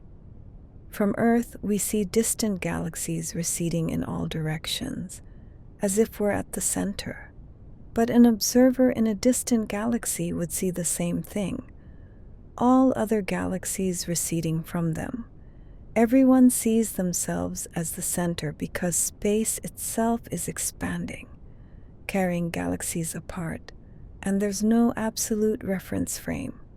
Similarly, the universe has no edge. If you could somehow travel far enough, you wouldn't reach a wall or boundary. You'd either travel forever, if the universe is infinite, or eventually return to where you started. If the universe has a curved topology that wraps back on itself, like the surface of a sphere. Either way, there's no edge to find. Black holes seem to destroy information. Anything that falls past the event horizon, particles, light, matter, disappears from the observable universe, apparently lost forever. But quantum mechanics says information can't be destroyed. It can be scrambled or hidden, but must be preserved somewhere. This creates a puzzle. Where does the information go? Stephen Hawking worked on this problem for decades. His solution involved black hole radiation, now called Hawking radiation, a quantum effect that causes black holes to slowly evaporate. As they emit radiation, they lose mass and eventually disappear entirely. But if the black hole evaporates completely, what happens to all the information that fell in? Is it truly destroyed? One proposed solution is the holographic principle. The information isn't destroyed, but encoded on the black hole's event horizon, the two-dimensional surface surrounding it. Everything that falls in leaves an imprint on the horizon, like a hologram storing three-dimensional information on a two-dimensional surface. When the black hole evaporates, the information is released back into the universe through Hawking radiation. This suggests something profound about reality. The information content of any region of space might be proportional to its surface area rather than its volume. The universe might have one less dimension than we perceive, with everything we experience being a projection from information stored on some distant boundary. It's a strange and beautiful idea, still being explored at the frontiers of theoretical physics. Is the universe infinite? It's one of the most fundamental questions we can ask, and we don't have a definitive answer. The observable universe, the part we can see, is finite, limited by how far light has traveled since the Big Bang. But beyond that horizon, space might extend forever, or it might curve back on itself, forming a closed shape with no edge but finite volume. A flat or negatively curved universe could be infinite, extending forever in all directions. Space would just keep going, more galaxies, more stars, more structure, without end. This is possible and perhaps even likely, given our measurements showing the universe appears geometrically flat. Alternatively, the universe might be finite but unbounded, like the surface of a sphere. If you traveled far enough in one direction, you'd eventually return to where you started, having circled the entire universe. There'd be no edge, you'd never run into a wall, but the total volume would be finite. Current observations can't distinguish between these possibilities. If the universe is finite, it's much larger than the observable portion. We'd need to see curvature to detect it, and we don't see any within our observational limits. So the universe might be infinite, or it might be finite, but so large we can't tell the difference. Both possibilities are equally strange to contemplate. Endless space extending forever, or space that curves back on itself in ways our three-dimensional minds struggle to visualize. We have two great theories of physics, and they're incompatible. General relativity describes gravity, space-time, the behavior of massive objects, and the large-scale structure of the universe. It works brilliantly at planetary, stellar, and cosmic scales. Quantum mechanics describes the behavior of particles, atoms, and forces at the smallest scales. It's been tested to incredible precision and never failed.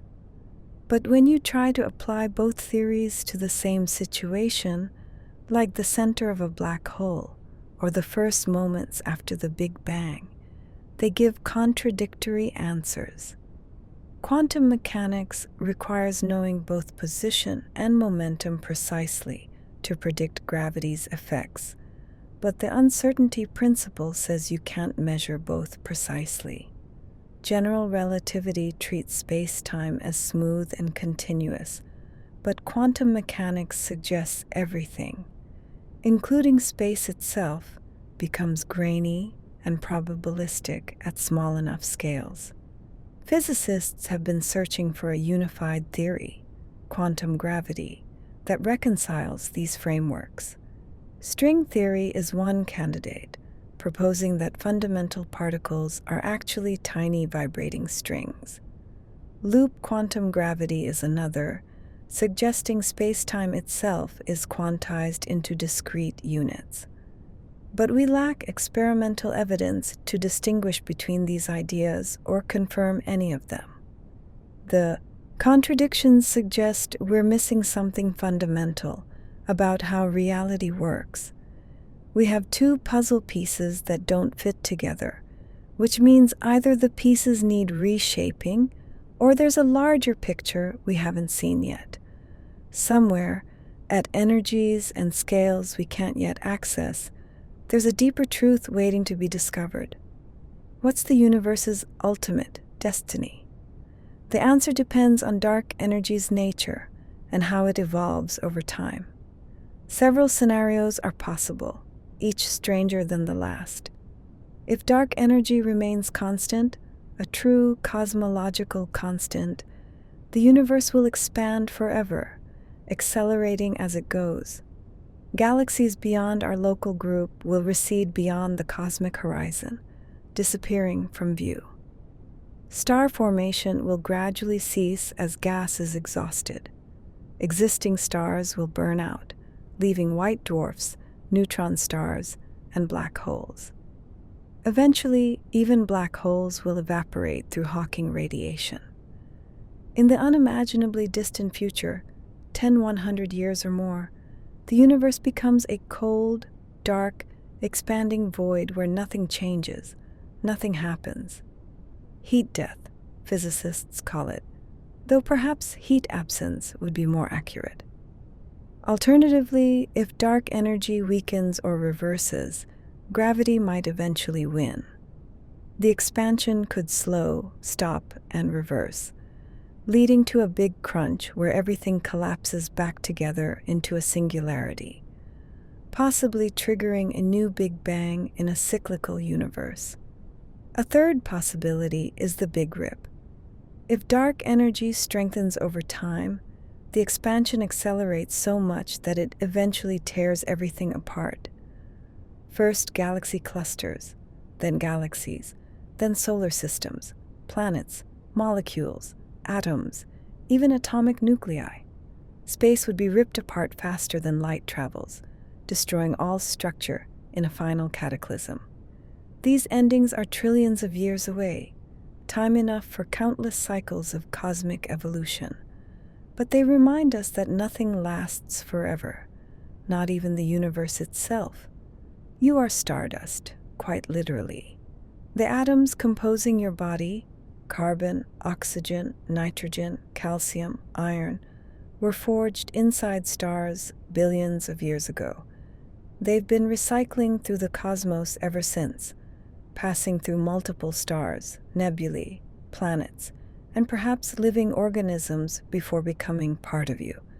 The calcium in your bones might have been created in a supernova explosion 5 billion years ago, scattered into space, incorporated into the molecular cloud that collapsed to form our solar system, condensed into asteroids that later struck Earth, dissolved into oceans, absorbed by ancient organisms, cycled through countless food chains, and finally arranged into your skeleton.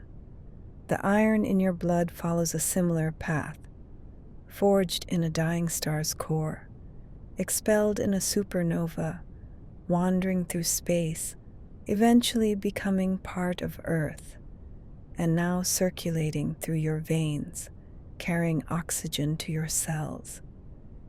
You're not separate from the universe, but a temporary arrangement of its atoms, borrowed for a lifetime and returned when you're done. The same atoms have been planets, stars, oceans, trees, animals, other people. Matter cycles endlessly, taking different forms, but never truly created or destroyed, just rearranged, reformed, reimagined into infinite patterns. In a very real sense, you're made of the cosmos, and when you look at the stars, you're looking at distant relatives. The same elements that compose you shine in those stellar fires, connected by shared atomic ancestry. Perhaps the deepest question isn't what the universe is made of, or how it began, but why it exists at all. Why is there something rather than nothing? Why does reality have any substance, any structure, any laws? Science can explain how things work, how gravity bends space-time, how stars fuse hydrogen, how galaxies evolve. But why questions eventually hit a wall? Why does the universe follow these laws and not others? Why do these particular physical constants have the values they have? Why does mathematics describe reality so precisely? Maybe these questions have no answers. Maybe the universe simply is, and asking why is like asking what's north of the North Pole, a category error applying human logic where it doesn't belong. Maybe the laws are arbitrary, or maybe they're the only self-consistent set possible, though we can't yet prove that. Or maybe there are answers we can't access from inside the system. Perhaps a theory of everything would reveal why the universe must exist and why it has these properties. Or perhaps we're embedded in a multiverse where every possible universe exists, and asking why ours has these particular features is answered by anthropic selection. We observe this universe because it's one that allows observers. These questions sit at the boundary where science meets philosophy, where equations give way to wonder. We've learned so much about the universe, mapped its structure across billions of light years. But the fundamental mystery, why there's anything at all, remains as deep as ever. Every telescope is a time machine. When we observe distant objects, we're seeing them as they were when their light began its journey. The farther away, the further back in time. This creates a natural limit. We can't see beyond the point where light couldn't yet travel freely. In the universe's first 380,000 years, space was filled with hot plasma, a dense fog of electrons and protons where photons constantly scattered, unable to travel far. The universe was opaque, like trying to see through a wall of fog. Then, as the universe expanded and cooled, electrons and protons combined into neutral hydrogen. Suddenly, light could travel freely. The universe became transparent. This transition, called recombination, is as far back as we can see with light. The cosmic microwave background shows us this moment, but beyond it lies a wall we can't penetrate with electromagnetic radiation. Earlier moments, the first minutes, the first seconds, even the first fraction of a second, must be studied indirectly through their effects on particles and structures we can observe. There's a cosmic horizon of visibility, not because space ends, but because light does. Before recombination, there was no light traveling freely, so there's nothing to see, even in principle. The earliest light is the oldest information we can access, and it tells us about a universe that was simpler, hotter, smaller. But everything before that remains hidden, knowable only through inference and mathematics. The elements composing living things, carbon, hydrogen, oxygen, nitrogen, phosphorus, are common throughout the universe. Water is everywhere. Organic molecules have been detected in interstellar clouds, on asteroids, even in the atmospheres of comets. The chemistry of life isn't rare or exotic. It's built from abundant ingredients following universal physical laws. What's uncommon is the arrangement, the organization, the complexity. Life takes simple molecules and assembles them into proteins, DNA, cells, structures that maintain themselves, reproduce, evolve. It creates order in defiance of entropy, at least locally and temporarily, channeling energy to build and sustain complexity. We're not made of special materials. We're made of the same atoms that form rocks and stars and clouds of gas. What's special is the pattern, the way these atoms are organized into systems that can sense, respond, learn, think. We're stardust, yes, but stardust that became aware of itself, that can look back at the stars and understand where it came from. This suggests life might not be rare in the universe. The ingredients are common, the chemistry is universal, and planets exist in vast numbers. If life can arise from these common ingredients under the right conditions, then perhaps it has arisen elsewhere. Different forms, different chemistries perhaps, but similar in the fundamental sense of being organized matter-channeling energy to maintain and reproduce complexity. We're the universe contemplating itself, matter arranged into patterns capable of wonder and curiosity, asking questions about origins and meaning, finding beauty in equations and starlight. We've come far. We've measured the universe's age and size, cataloged billions of galaxies, discovered planets around other stars, detected gravitational waves, mapped the cosmic web. We've learned the universe is 13.8 billion years old, that it's mostly dark matter and dark energy, that it began in a hot, dense state and has been expanding ever since. And yet, we've barely scratched the surface.